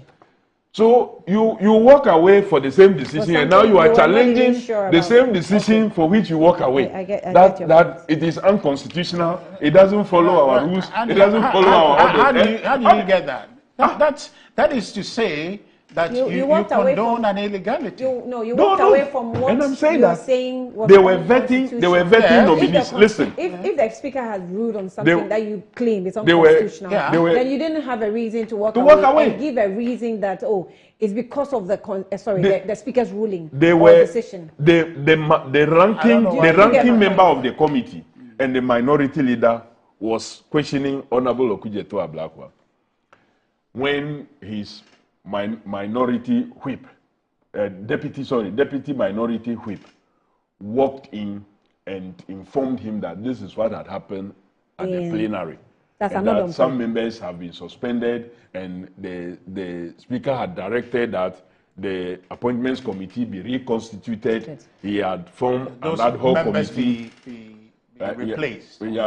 No, not be replaced. He says the appointments committee be reconstituted. He had ordered that the selection committee should meet immediately, and that meeting must happen that day, that Friday, and that the standing orders committee should also meet and review the rules that applies to the appointments committee. Then, let me finish. When I finish, then you understand. No. I'm saying that so they were going to reconstitute the appointments committee, effectively reshuffling the minority leader. Well, he says whose position is ingrained. He says no. He says the appointments committee must be reconstituted. The appointment committee, to the extent that the appointment committee has 5 members who are not office holders. Who are not office holders. So those ones, that is replacement, not reconstitution. Well, that's the term that was used. And you can't replace without going through a process. You see, Parliament is a place of no, procedure. I agree. But I'm saying that if you say reconstitution, then it means that you are scrapping and bringing a whole new people. But then the people's roles are ingrained. Reconstitution means what it means. He says the selection committee should meet, and that meeting should be immediate. You carry on. I'm talking about the orders that he gave. So these orders were communicated to the minority leader. Then the minority leader, after having spent more than 2 hours asking Honorable Ablakwa questions, now says that because of that communication to him, he would not want to sit and continue the work that the appointments committee was doing, because the speaker's ruling, the speaker's directives affects that committee, and that he would not be a party to anything that the appointments committee would want to do because of the speaker's ruling on that Friday during the plenary hearing. So they walked out, and the majority side continued with the vetting. They vetted the rest of the nominees that day. So now, after, the same persons who walked out on the strength of the ruling of Mr. Speaker now comes to suggest that that ruling was unconstitutional. So if it was unconstitutional, if it did not follow the procedure as set out in our standing orders, why walk out of the appointments committee? Why not sit and carry on with the work? Because what the Mr. Speaker did, you yourself say is unconstitutional. So you cannot eat your cake and still want to have it. But that was after he had reviewed. And I'm saying that's eating your cake and wine. These things are on our fingertips. We all knew, even those of us who were not lawyers, knew the Order 5, the Order 35, and on how it applies, its strengths and what have you. These things were known. The truth of the matter was that he had finished asking his questions and thought that if they did that, they would stop Honorable Ablakwa's vetting, and then they will have a bite another time. But they left, and the vetting went on, and it went on perfectly. So in the speaker's, that punishment he actually gave on the floor, he said, part of the statement, point 12, clause A, in the circumstances of the absence of the Privileges Committee and Immunity Committee, a 7-member special committee shall be constituted under the Orders 5 and 20 Rule 4 to conduct a full-scale investigation into the events yesterday. So what is the circumstance of the absence of the privileges? Because we haven't, you see, the 9th Parliament, we have only about 3 committees. The Appointments Committee, the Selection Committee, and I think which other committee? And Business Committee. These are the only 3 committees that we have constituted. The Selection Committee was constituted so that they can at least establish the Business and the Appointments Committee, because the Business Committee is what schedules the business, all the businesses that we do. Then the Appointments Committee vets the nominees from the President. And so these 3 committees have been formed. And the Speaker is the chair of the Selection Committee, because the committees are Mr. Speaker's committees. We describe the committees as Mr. Speaker's committees. These that is why that have been instituted, all committees in Parliament are described as Mr. Speaker's committee. And the Selection Committee, which forms the committees, is chaired by Mr. Speaker. Because it is done so because all the committees are Mr. Speaker's committees. So the Appointment Committee is Mr. Speaker's committee. The Business Committee is Mr. Speaker's committee. Defense and Interior is Mr. Speaker's committee. Public Accounts Committee is Mr. Speaker's committee. But Mr. Speaker cannot chair all the committees. So that is why members are made to be in there and then to chair. So he chairs the Selection Committee. And that Selection Committee is what forms all the select and standing committees of the House. But they haven't done so for all the other committees except Business Committee and the Appointments Committee. So as we speak now, we do not have the Privileges and Immunities Committee yet. Indeed, per these new standing orders, if you are vetting a nominee, say for example you are vetting maybe the Minister for Interior, the leadership of the Defense and Interior Committee should be present. Indeed, the leadership of the Intelligence and Security Committee should also have been present. But we adopted a principle that those leaders who were functioning in the 8th Parliament, if they are still present and are on those committees, should represent their side. Where they are not, the majority side should identify who the potential leaders for that committee will be, and the minority side should do same and submit those names to the chair of the appointment committee so those persons can sit as subject expert committee members. So this is what has been happening. That's how we have worked. But when the disciplinary matter arose, because we didn't have that committee, Mr. Speaker came under Order 5 and Order 24, which deals with ad hoc committees, to form an ad hoc committee to deal with based on the interpretation. So it's not the case of replacing privileges committee? No. The privileges committee has not been formed. It's not been constituted yet. Even though it exists as a committee in Parliament, it's not been constituted yet. So Order 5 talks about interpretation, and that Mr. Speaker is allowed the right to interpret, and where no provision is available, he makes provision for that. So he relies on Order 5, which gives him that mandate, and Order 24, which talks about ad hoc committee, to establish this ad hoc committee to go into the matter and report once we work to form the privileges committee. So yesterday, I had the chance to speak with the chairman of this ad hoc committee, Ebenezer Bejira, who has also indicated that I think they started collating and collecting the evidences in the videos. And he claims, or he says, that they're going to have a hearing, a public hearing, an open hearing. So it means that you'd have a chance, to have a feel of how the whole investigation is going to go. He has also promised to, grant us some interviews. I'm sure we'll do that in the right time. But, Mr. Anyagba, why are you shaking your head? You don't want us to have the interview with the chairman of the committee? No, feel free. I mean, I don't have a problem. Why did you shake your head? Well, my head is mine. I shake it when I want to. Oh, no, you can't be shaking like somebody I shake my head. No, you are shaking your head? No. He's shaking like his boss. No, you can't be shaking your head like somebody I know. He's shaking like his boss. Okay, so next time I do anything with myself, I ask you. Do you have some responses? Yeah, I mean, I think that so we take a quick break. We need to come to terms with what we have. Okay, this whole thing where the NDC is still lost in the excitement of the election and thinks that they can do anything. Right? Are you also lost? The tendency. Oh no, I felt in the you are lost in the defeat. Of the gap. No. But you are lost in the defeat. No, but you know this. Before 2024, there was 2016, right? Where we thought that it was unprecedented, and then 2024 happened.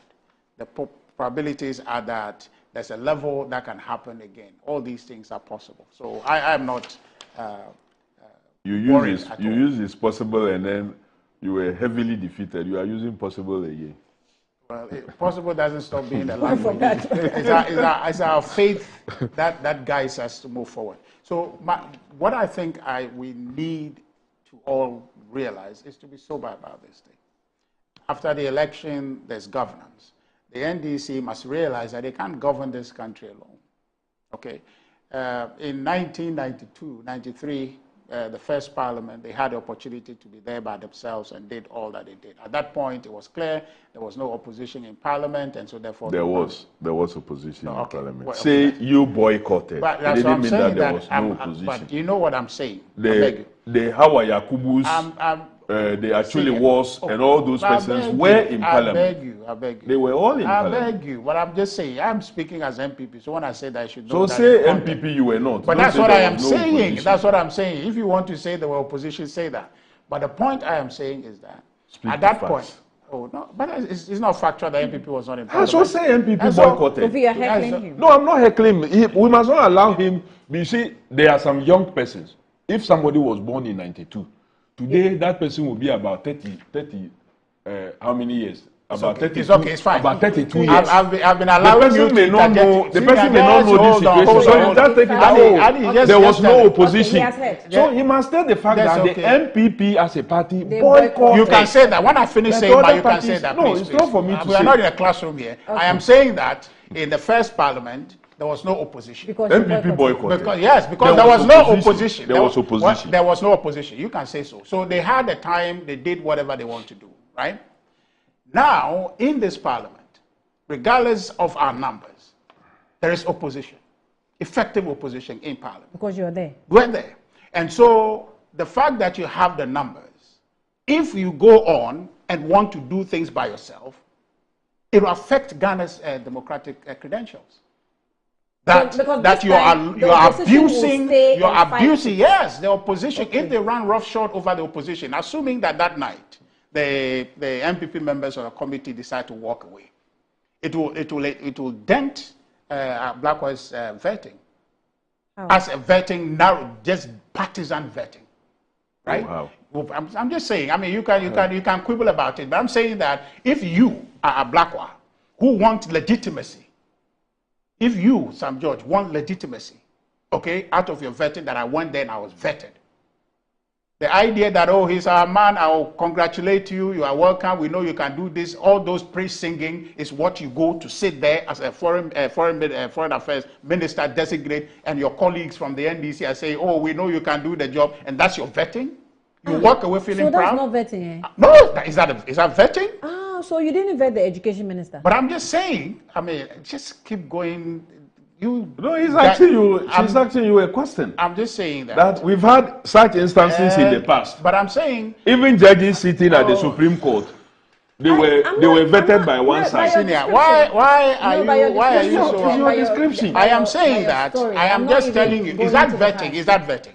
Is that vetting? So it wasn't vetting. It's not vetting. Is that vetting? I'm asking. Is it? It is not. I'm also asking questions. Because now. What is vetting? If you explain it, because you are supposed to come there and be inquired. Annie, yes. It's not vetting. Yeah, that's not. Okay. If that was the case, why did the person come there? Because you know beforehand that he could do the job.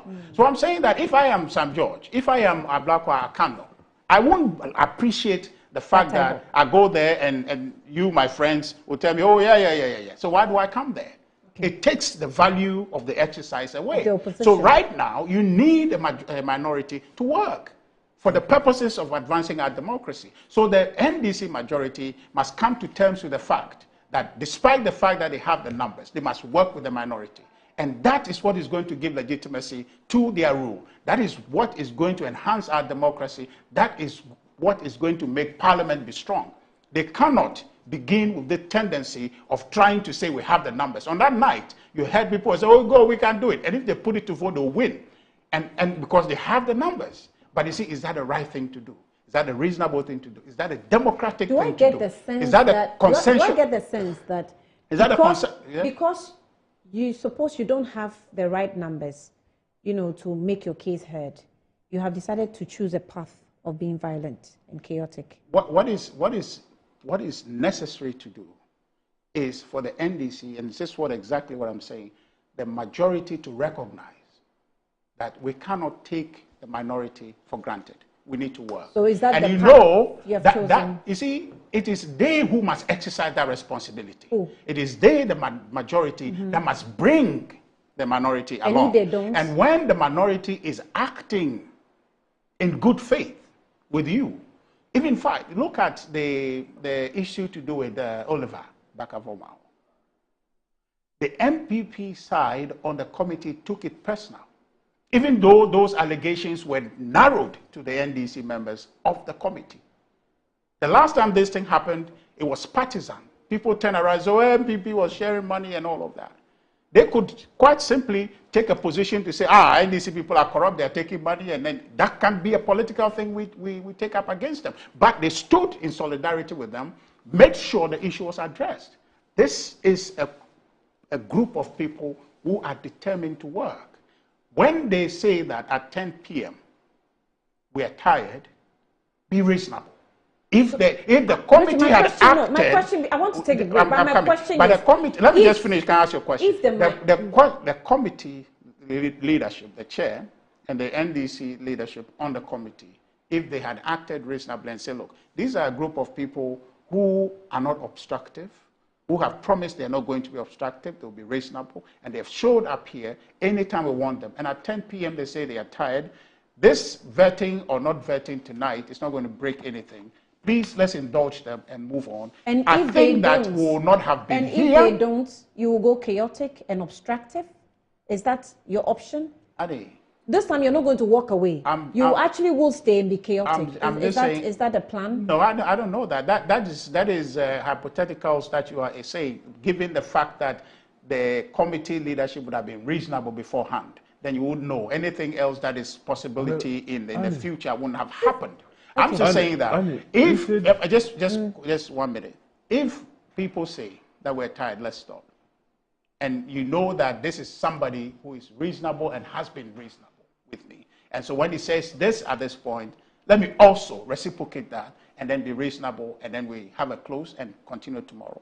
I don't think that all of these things would have happened. Okay. And that's where I say the majority must take responsibility. In July 2024, even with 137 members you keep of parliament, going back. We are here and you are going back. Richard Ayagba, as Director of Communication, his side decided to go ahead to vet the Deputy Minister nominees, even when our side boycotted with equal numbers. And it happened. And it happened. Okay. Okay. The judges and then the rest, they presented the report. Okay. Today he is sitting here and what kind of double standard is this? No, that's not double what standard. What kind of double standard that is expecting to do what? For the right thing to be done.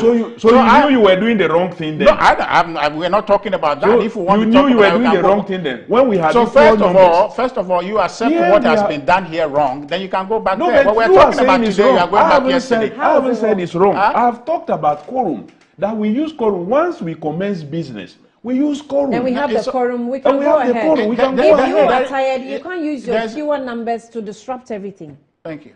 Since that's the position you want to take. It's not the position to take. Because the point I'm saying is that we use quorum. No, it's not. We don't see there that otherwise we will not use numbers in Parliament to form committees. So anyway, you can do 24-hour vetting. Maybe that's what you want to do. So go and do it.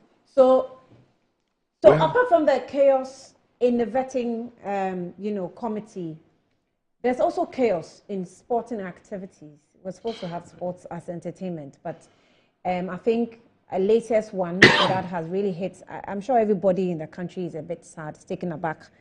The police has taken over the matter, and they have sent statements and releases. We cannot let Kofi Adams go without probably myself and Richard. This one, the two of us are going to throw the questions, at him, and for him to let us understand where we are. To be honest, let me just put this on the table. We have a scheduled program with Kofi Adams as a sports minister, not as a guest on Good Morning Ghana, but as a sports minister, and we're going to have other sporting personalities join him. And not today. Well, when it's due. I mean, in fact, he's now going to take that is if President Mahama agrees. You've not been sworn in yet? So, okay. Yes, if he's sworn in, then we'll take that desk and have all the sporting personalities around and see what we can do going forward with the sports, what's it called, industry in Ghana. What really is happening to us? But let's take a quick breather on this. Let's breathe on vetting committee. We'll come back and ask about the Kotoko supporter that has been murdered. We'll be back shortly. That's what you have told us. If I should answer the question fully. That is what you have told us. I don't remember saying that. You don't remember saying that? I told you that motives differ. Is that mental fatigue? That's not mental fatigue. That's accurate statement. I said motives differ. You will be coming when you are not a member of parliament. You are not an elected member of parliament.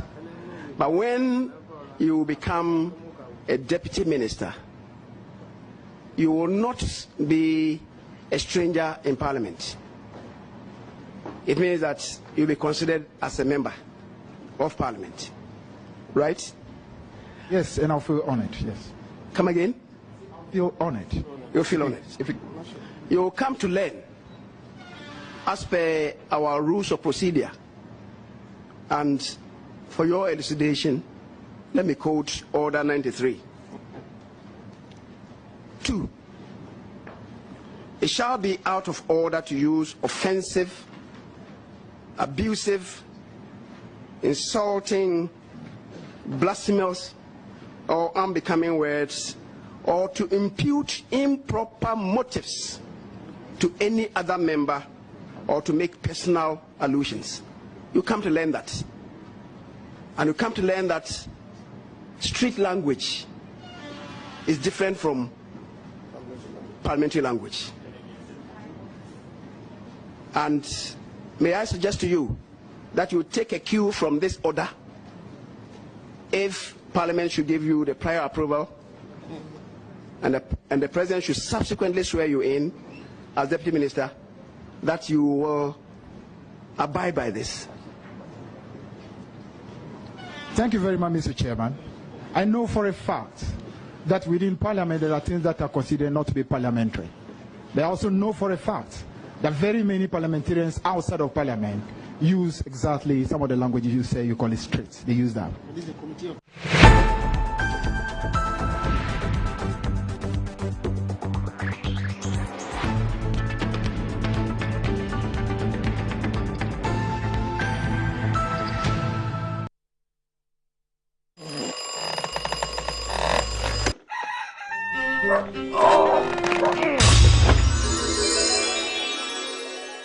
Who are you? Who are you? Charlie, I'll be you from the future. Who doesn't sleep on that slice of bready poor mattress anymore? Don some slippers, then follow me. It is part of the mattress we did the front there. Yeah? That'll be the mattress where the dead put on. Wait, what are you doing?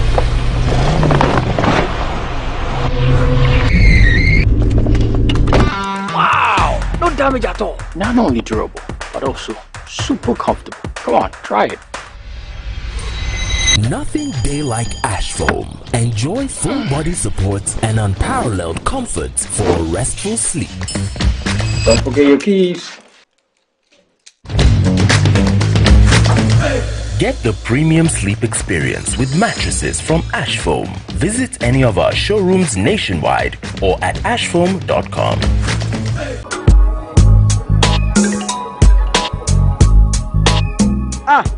Customer. I don't know who to say. Malaria been actually me, man. No more man, still. One of them give us. Give us a solid. Yeah, sorry. But Rosto, so give us here and don't come down. But you good action. But for me to give us the and don't down. Give us a bad mission. Me try the and don't down.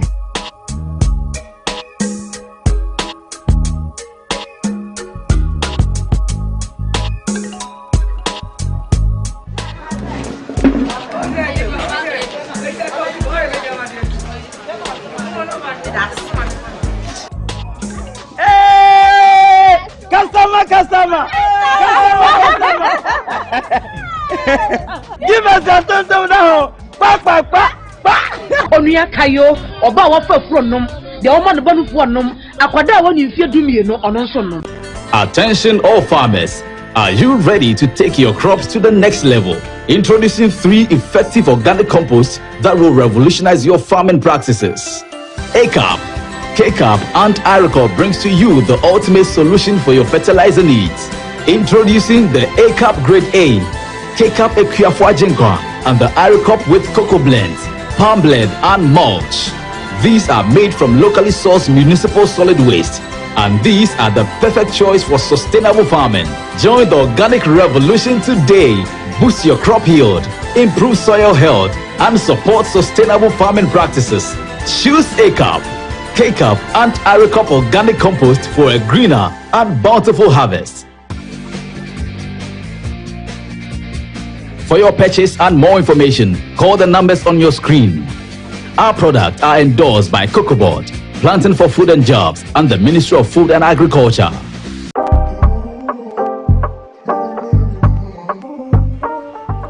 This is Coastal Park, a well-demarcated gated community carved out to host your residential and commercial properties. With a minimum of 40,000 Ghana cedis, you too can own a piece of the serene side. It's just 50 minutes drive from the Central University College, as well as just some 5 minutes drive from the Ningo Senior High School. More so, just in case you live somewhere in Adam and you want to take that excursion to many of those areas along the Volta estuary, this is the right property for you to invest in. Great news from Estate Masters Limited. We're running a 10% discount promo on all sites to celebrate our 10th year anniversary. Join in the celebration by becoming an Estate Master. Enjoy benefits such as free site visits throughout the duration, free indenture, and free site plan. Contact us for more information. Remember, T's and C's apply. Estate Masters Limited, your most preferred estate partner.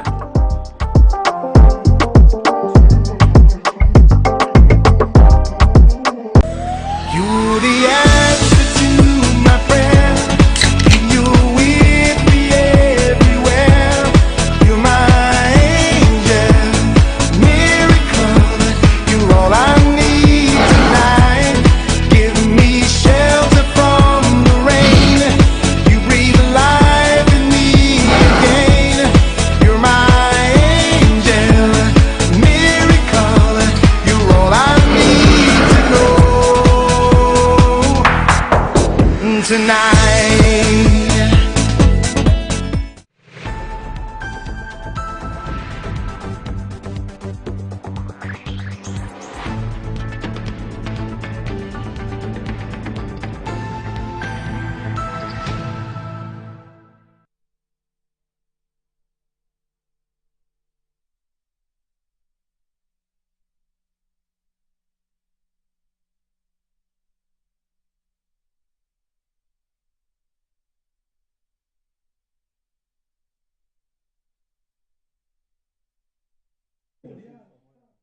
Welcome back into the studio. I still have the Minister Designate for Sports and Recreation with me, Kofi Adams. He's also Member of Parliament for Boeing constituency, and also Richard Ahangba is Member of Parliament. Sorry, when are you running for? Member of Parliament for Wija. You have to amend the constitution before I can do that. Wija. I beg you, when are you running? I want to assist my brother in Boeing. Wija, we can only give him the Wija seat. When he takes Wija seat, is your seat, so he's not taking anything. No. In fact, associate MP for Boeing. Oh my goodness! This is the communications director for the MPP.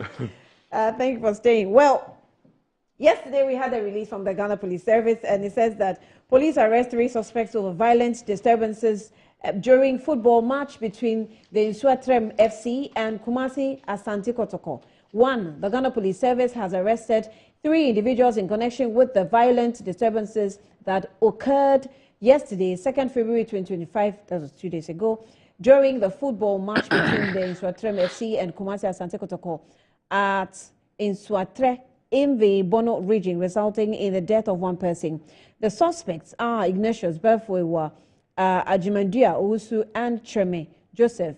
All 3 suspects are currently in police custody assisting in the investigation.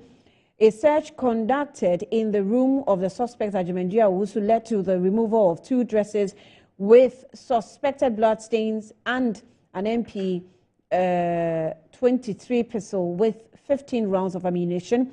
The Inspector General of Ghana Police Service, George Akufo-Dampare, has spoken to the family of the deceased and the leadership of the Kumasi Asante Kotoko Football FC to express their condolences to the police. He also assured the family and the club of a thorough investigation into the matter. A special team has been deployed from the Criminal Investigation Department's headquarters to assist the Bono Region Police Command in the investigation. Grace Ansa Akrofi, Assistant Commissioner of Police, Director of Public Affairs, is the one that signed the statements. And the pictures the Ghana Police Service shared with us as well. I'm sure you will see it. Minister Designate, I'm sorry, but it is what it is. I'm sorry. And it's a big deal. We have a video well, we saw it on social media. You may want to, I don't know, but that is, we're told by reports. Okay, that's what's playing on the screen. How the gentleman was murdered.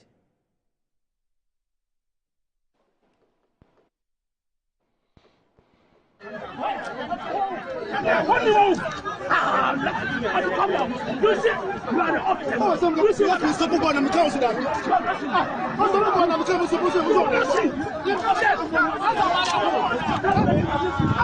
What's about one now?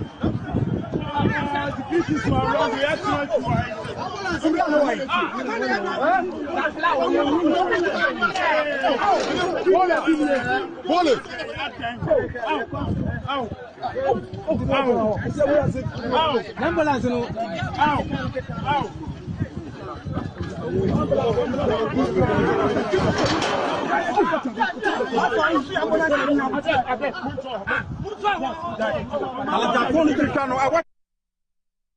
The gentleman we're told was affectionately called Pole. And if you see his pictures, I'm sure the producers will give us some of his pictures. You see that he was very passionate about his football club. One of the very popular supporters that they've known around. So, Mr. Minister Designate. Well, this is a really difficult time, and I will say that it's just one of the many issues we're fraught with as far as sports is concerned in the country. It's a very difficult time, and let me start by expressing my heartfelt condolences to the wife of the deceased, the mother and siblings, and to his club, Kumasi Asante Kotoko, and by extension to all of us for this loss. We've really lost a great fan. He loved his sport. He supported his club everywhere they played. And to the extent that even if the national team is playing, and we're lucky to have even just one Kotoko player in there, wherever they are going, you will find him. Unless you need a visa to go there and he's not gotten the visa. But if he succeeds in getting the visa, you will find him there to express his support. So persons like these are rare. You would want to love them because they, just last week, he did a promo inviting supporters of Kumasi Asante Kotoko in Sunyani and other places to be at Nswatre to support Kotoko, because he says from Brekum and the rest you can actually walk. And so he was inviting them not to say that because they don't have transport, they won't be there. So this is the type of person we are dealing with. He loved his sport. And for what happened to have happened, that a game that even has not got proper sponsorship. What is the win at all costs mentality? What are you winning? But for the death, we wouldn't even have known that there was a match of that nature. Yeah. Very little hype. What are you really winning? What is at stake? What is it? What is at stake? We are struggling to get sponsorship for the Ghana Premier League so that we can up the support, and this is what we get. And people like this will help you even get sponsorship for your team, because they are the ones selling the team. If you get stuff like this, no brand will want to associate itself with you because it will be a negativity for players to behave the way they have behaved, and supporters to join, and club officials, as is being alleged, to also partake in this whole system. Already, we have problems with the governance structure of our clubs, and as a result of that, institutions don't want to put in their money. They don't want to sponsor because it's more like one man's thing. They don't like to establish corporate governance system that would allow persons to put in their money, knowing that they are putting their funds to support a cause. Yeah. But it's more like, it's an individual who is bankrolling the club, and so he or she does what they want. We are trying to work ourselves out of this. Then what we add is some of these incidents. It's quite unfortunate, but I'm happy the FA is taking some very decisive measures. They've suspended the league. they've taken some actions, refer the matters to the appropriate committee based on the statute of the FA to investigate, and further actions will be taken. And the police is also handling the criminal aspect of the death. And this is clear murder because it was really premeditated. And the person who did it stabbed him at a point where he can hit a targeted organ, the heart. So within the shortest possible time, he went off. Yes. So it means that the person knew what he was doing. And an amateur may have stabbed you somewhere else, but this one straight where he could hit the heart and resulting in the gentleman not surviving. But it calls for a number of review. Let's see how we can enhance our security at stadia. Is it the numbers? Is it the professionalism of the persons that are posted there? Do they get themselves involved in the game such that they don't identify certain things? Pre-match intelligence must improve so that we can listen to plans and intentions of supporters even before the match day, so we can appropriately position security persons that will be posted to the stadium to provide security. Then again, of course, the emergency response measures that we have in our various stadiums. Is it up to standard? Should we be improving it? Where was the ambulance? Where were the medics? Were they close enough to be able to have offered some specialized first aid to the gentleman, and that could have aided? Maybe it didn't hit the heart tissue so much, and that something could have been done, or nothing could have been done to save him. Well, autopsy and all those things will reveal what next we can do. But it's an unfortunate situation, but nobody, irrespective of the person's status in this country or society, will be spared if he or she is found to have participated in these incidents. The former minister owns the team. Yeah, Nswateman is owned by the former minister, Honorable the one who's been Ignatius arrested. Bafuwa. If anyone who is found to have played any role through investigations by the Ghana Police Service will be dealt with appropriately, because I'm impressed also about how far the police have gone. So at this time, I was finding it a bit difficult understanding exactly what was happening, because somebody has been stabbed, obviously close to the heart. We didn't have any first aid, emergency medical team. What we saw there was persons who may not be professional. I can't tell. Yes, everybody was just trying to help. Trying to do what they could do. You find out that he was still in his trial with his belt on, tightened and then strapped in there. Nobody was doing anything to attempt to resuscitate him, or really, you could see that they were just overwhelmed that they found their colleague have been stabbed and he's dying, and it wasn't handled. I think the way he should have been handled. That's why I was talking about the presence of medics. How many were there? Were they too far from the point? Should we be increasing the number of medics in such situations in future? These are opportunities for us to review and look at stadium security and all the things that are needed to give supporters, the playing body and the technical team some level of comfort that when I go to the stadium to watch a match, or I'm participating in one way or the other, anything that happens, I'm assured that I'll be given the best of care. It's really, really unfortunate that this had happened.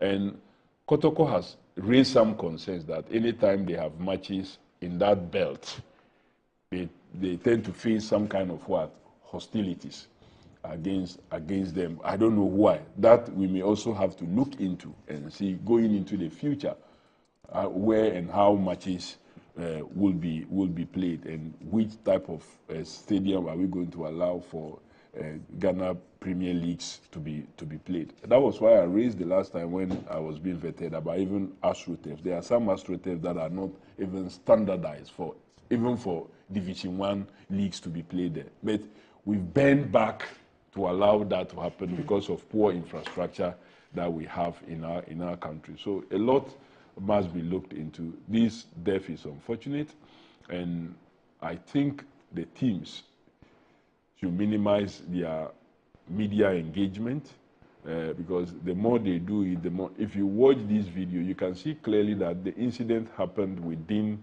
the stadium. But you listen to another person report and says that, oh, the stabbing occurred outside the stadium. But clearly, you can see that this happened within the stadium and not outside the stadium. But the police are investigating, and nobody will be I'm sure the outside was because they carried the person from the stadium into the outside, into yes, the ambulance, exactly. Because I've seen that video as well. Yeah. And that whole time, we still hadn't seen any professional medical officer, doctor, nurse, anybody who knows about paramedics, you know, to help resuscitate the victim. Very disturbing. It's really, really unfortunate that this have happened. 24 years ago, we saw what happened at Accra Sports Stadium, and we thought that, well, we should not have this occur again. The clubs keep complaining that they are suffering. There's no sponsorship, there's no funding. We intend to work to improve this, and we cannot be getting this from them. And if you are getting this, you go and sit with the MTNs, the Anglo Gold Ashantis, and what have you, to sponsor. They will tell you we cannot associate our brand with such things. Okay. And it doesn't help Richard. anybody. Well, I just about last week or so, I watched a video of a female footballer who serially was attacking people in all the matches that she was playing. So I think authorities took the time to gather all those videos, reviewed it, and gave her a ban. I've forgotten her name, and banned her for life. She would never play football in her life again. I think I had not to even just in the house. No, not even. Well, she can play it in her home, but not competitive or even recreational. It's pretty sad. I'm also trying to liken it to our situation. Can we, even supporters, can we ban supporters who behave that way from stadiums or stadia? Can we ban players who behave that way? Because some of the players started. Yeah, I'm told there was became some players from both sides have been sanctioned. This is very unfortunate. And then, you know, I heard the issue, not into details as much, just felt the loss of life in a situation where people have gone to support their teams. Absolutely needless for somebody to go there and die. But just looking at it now, it just tells you that there's a lot wrong with our league. And I think that that would be one of the things that I would, if I have the privilege to put on my brother's, to-do list, to restore the glory of the GPL. Incidentally, it is our sports of football is going down largely because our leagues have completely been vanquished. I recall days where you hear about Kotoko playing, even if it was with a small team, it was big deal. Back in the day when you hear Haas was playing anywhere, it was a small team, it was a big deal. Participation, attendance was great anywhere they played. Those were the days where football here in this country, you can associate, it's a direct relationship with the league being at its height and our national sports performing. You understand? Those days where you could have 5, 6, 7 of league players in the Black Stars. Today, our league is nowhere. Okay? We have foreign leagues have dominated our thinking. And today when they talk sports, it is foreign reporting. I mean, our people have come to know the English Premier League, the La Liga, and the Bundesliga, and those things so intimately than our football. When I hear our sports people commenting on football, I wonder sometimes, like, are these guys in this country? You understand? Look at that human resource we have. If that is applied to the management, the playing system in our country, there's a lot of talent. Our league is gone down, and because it's gone down, there is no seriousness attached to playing any of our leagues. And that's how come you would say that, but for this sad incident, nobody would have known that Kotoko had gone to Israel to play any game at all. Except for a few supporters who Exactly. know. You understand? And that is a problem. That's a problem. The last time I watched a game with Dr. Randy at the stadium, the Legon Stadium, I was surprised. I was completely flabbergasted. I'm looking in the stadium. There was nobody in the stadium. That cannot be our league. You understand? So, Mr. Minister, find ways, creative ways. I don't know how government can intervene. Government spends a lot of money on football. Maybe we should find a way to plow it back into, find some investment. If we can't get private sector investment in our league. Is investment what we really need? But I'm saying... Is it a basic? Oh, yes, because, you see, when the league is attractive, all of this infrastructure will come. You'll find an individual or a group or business that is interested in providing, health support or trying to participate because there's an economic undertaking that's there. Which they comes see first, opportunity. the infrastructure? The infrastructure, of course, infrastructure is investment. The infrastructure is investment. Yes, but which comes first? I mean, the minister will wonder about that, but I'm thinking that you need to I'm trying to get you help him wonder. But I'm saying that where we are now... I thought you said you were willing to work with him. Oh, no. I mean, I have every confidence in him. Yes. And given where our sports is, we must provide, all the necessary support. I think that the ministers before him have given their best, but there is a need to step on the accelerator and do even more. So our league must be made attractive. I mean, if you look at where the English Premiership is, if you go to that league, if you are in Britain and maybe in Manchester, for example, last time they were playing, I was in town last year sometime, and if you had water, if you had ice cream, if you had anything, assuming that's here, the attraction to the game, you could make a business just around it. If you live around. When you're in Manchester and there's a game, what would make you go and watch? But I'm saying that, yes, because the sport is appreciated, it is orderly, it is it's fun. The ambience around it is very attractive, and so you will go. And I was telling you, look, I used to live in Newtown long before I traveled. When Hearts is going to play, there's a place they go, a ritual, they go, this house. We line up there from morning just to see the players walk from that house and get into the bus. That was the attraction to it. Okay. And whilst we were there watching, people were doing business. We need to get back there. We need to get back there. Where our sports, if, Minister, you're going back there, to be able to make any difference, you need to inspire new hope and new confidence and new vibe into our premiership. That's one very important thing you have to do. Government must find ways to see if some support can be found for it, or maybe using bilateral leverages to try and draw some investment or foreign direct. Find a way to make sure our league comes back to life. The English are making significant, inroads, or more or less contribution to their GDP from sports. Big enterprise, the biggest in the world. It was built from a place. We can also reap from our sports. I mean, sports right now is actually an export commodity, right? It's an export avenue for us as a people, even to groom players and transfer them.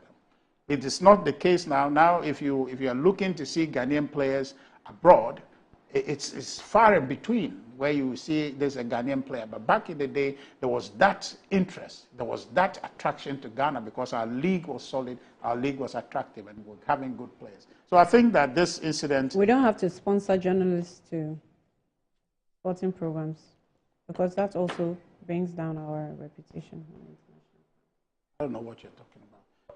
On a You Tuesday, didn't hear me. He's talking about the Australian visa. She's talking about Australian visa. Hold on. See, I can't hear you. You can't hear. I can't hear you. Should I shout louder? I can't hear you. She's talking about the Australian visa scandal. The point I'm making, on a Tuesday when you are wearing red, you shouldn't be asking and insinuating these things. Because I was going to talk about protocol. Well, you should have told all of us to wear red. But the point I'm making is that we need to do something, and this is most regrettable. And if the sports was attractive, this idle engagement will not happen around it. The reforms, I agree with the minister about ensuring pre-game intelligence. We need to do that, and sanctioning people. And those sanctions, we have to get to a point where it's tougher, that it is against the teams. Okay, so teams must engage their fan base to be orderly, else they will suffer the consequence. And to get into the Premiership is not as easy. And so if you are there and you want to fool and be withdrawn, then you lose your investment. So we need to try and do something about football. So this is in line with what you're going to do. Very unfortunate welcome for you, very sad, but we wish the family all the strength they can master at this moment, and the support base of the two teams and supporters all together, not to lose confidence in the game, but to continue to support, because this is an outlier situation, and we should all condemn it and hope that it doesn't. It's an outlier, but it's very impactful and very scary. I just can't believe it. Like someone who is, if you really want to hurt anyone, murder anyone, I'm not sure it's somebody who is that popular. Yeah. You look out for him, target him, and decide to finish him. Well, that is why the police will have to investigate, because what led to, is it a case that he is being a key mobilizer for a club, and that is why he was targeted. He was targeted. So all these things, investigations will tell. At this moment, these are all people are speculating. People are throwing things in there and trying to find out why. Because from some of the reports, he had an issue with the owner of Nswatremai earlier and was prevailed upon to even apologize. So he knelt and apologized earlier. Are these incidents related? Was somebody so offended with that situation which led to this subsequent attack? I think the police are investigating, and there's a lot of information available to them to be able to investigate on and question persons appropriately. Yeah. And I'm happy with the swift response. The IGP himself have shown a lot of interest. Today he's going to Kumasi to have some further engagement. I believe that after that there's a team also in Sunyani supporting the regional team there to deal with other investigations and taking of statements. I think that I'm impressed with responses so far. Yes. I think I'm just hoping that the minister and maybe GFA and football community would find some reform around this guy. His name is Pole or something. Pole. That's his nickname. Yeah, so some seminal intervention that would chronicle this as something that we ought to remember. Yes, as to ensure that people pay attention to some of these things. But it's pretty sad. I find it so that you don't die in vain. Yeah. So to actually immortalize him and then always serve as a reminder, like we have done for Major Mahama, for example. Yeah, when you were that's what I thought. In the sports fraternity, something like that, so that we know it's a game we go to enjoy, and we must be passionate about our teams, but in the end, we'll live to fight another day if we don't win. Mr. Minister, that's to your table. Well, a lot of issues have been raised, so we'll look at. Yes. We'll look at so someone says that Edie, Annie, the NDC doesn't need a he didn't say micro minority. You know what he said? Minute. Well, they'll run out of adjectives very soon at this rate. Because the NDC doesn't need a minute micro minority for government business to run on this night in this night parliament. The MPP, as we sit, are irrelevant to us or you, the cause of the nation. But I think Richard has explained that. So they are challenged with some cardiovascular endurance to imagine the political tsunami that hit them so badly, of which they least anticipated to have happened. I feel the MPP is acting in bad faith, you think. Okay. So, good morning, Annie. I want to use this platform to congratulate my boss, Kofi Adams, for his appointment. Ismaila Hurai Ali is the one that's sending in to you, Mr. Kofi Adams. So, this also says,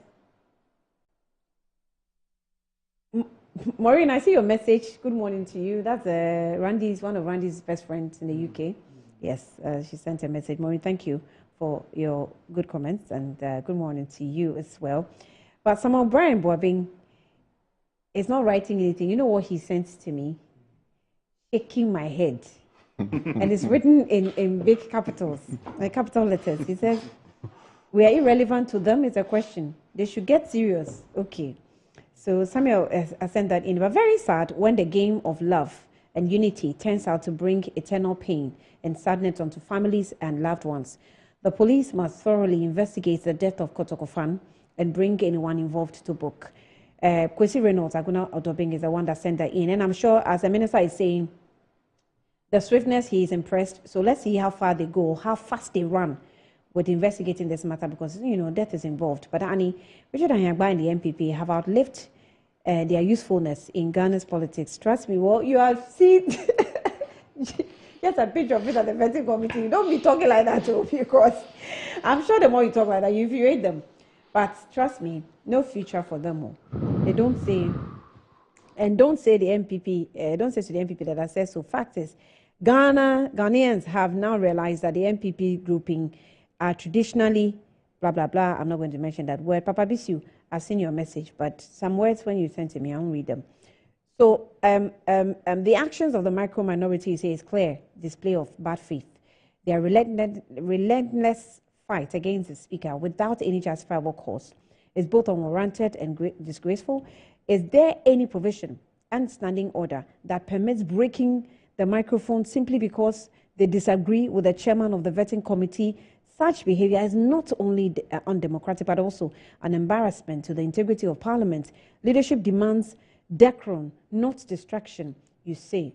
Annie, yes, good morning. Richard must know that the MPP has lost the election in power and is not in power now. The power is now in the hands of the MPP. So I should get that. This is from Alhaji Hauna. So you need to Safe Ramsar site. You need to correct him. That's not factually true. That you've lost power? No, we haven't lost power. I mean, the context in which we're speaking, we're in Parliament, so that they need to get. What have you lost? So sorry, let me do the presidency we've lost. Let me just quickly do we are still lost Parliament. We haven't lost Parliament. We're in majority. No. We're majority. You are no more in majority. No. Please, yes, send my congratulations to the minister. You are the one who is trying to correct me. Send my congratulations to the minister. Able to tell him that. He's doing very well so far. He's done the right thing so far. So may God help him. And please tell him he's going to see me more. Prosper Ashikwe says, I should send you that. You're going to see him more. Okay. I don't know if he's in the ministry or here in the studio. Annie. General Secretary of Ghana State. Hey. Gaiji sends his greetings. He says I'm looking like an Emirate air hostess. Yeah. You know, Annie, there's something I think we need to look at. So those just both political parties. We need to, especially the NDC, they have responsibility. Well, to whom much is given, much is expected, you understand? So they need to exert some leadership, even in that, in their majority, to ensure that the country runs. Because when chaos breaks on the street, they can't contain it.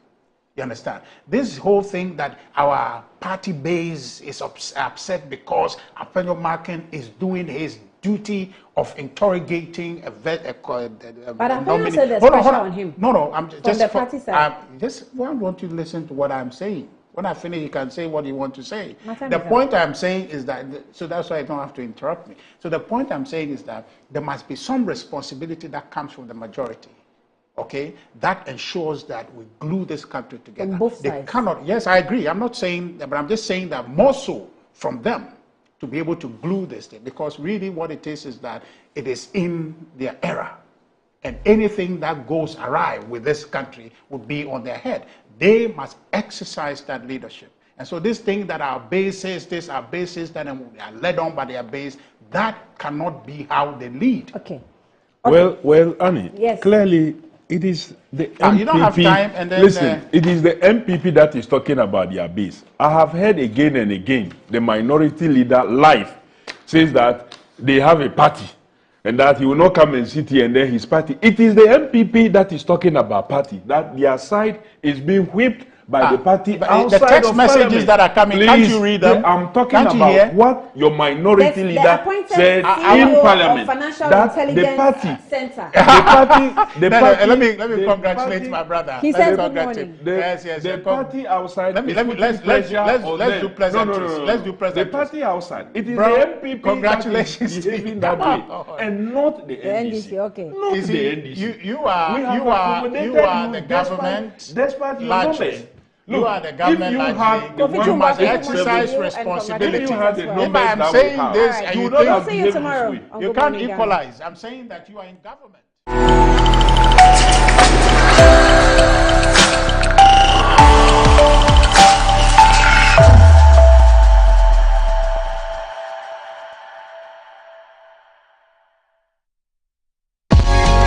Hello everyone, remember this face, right?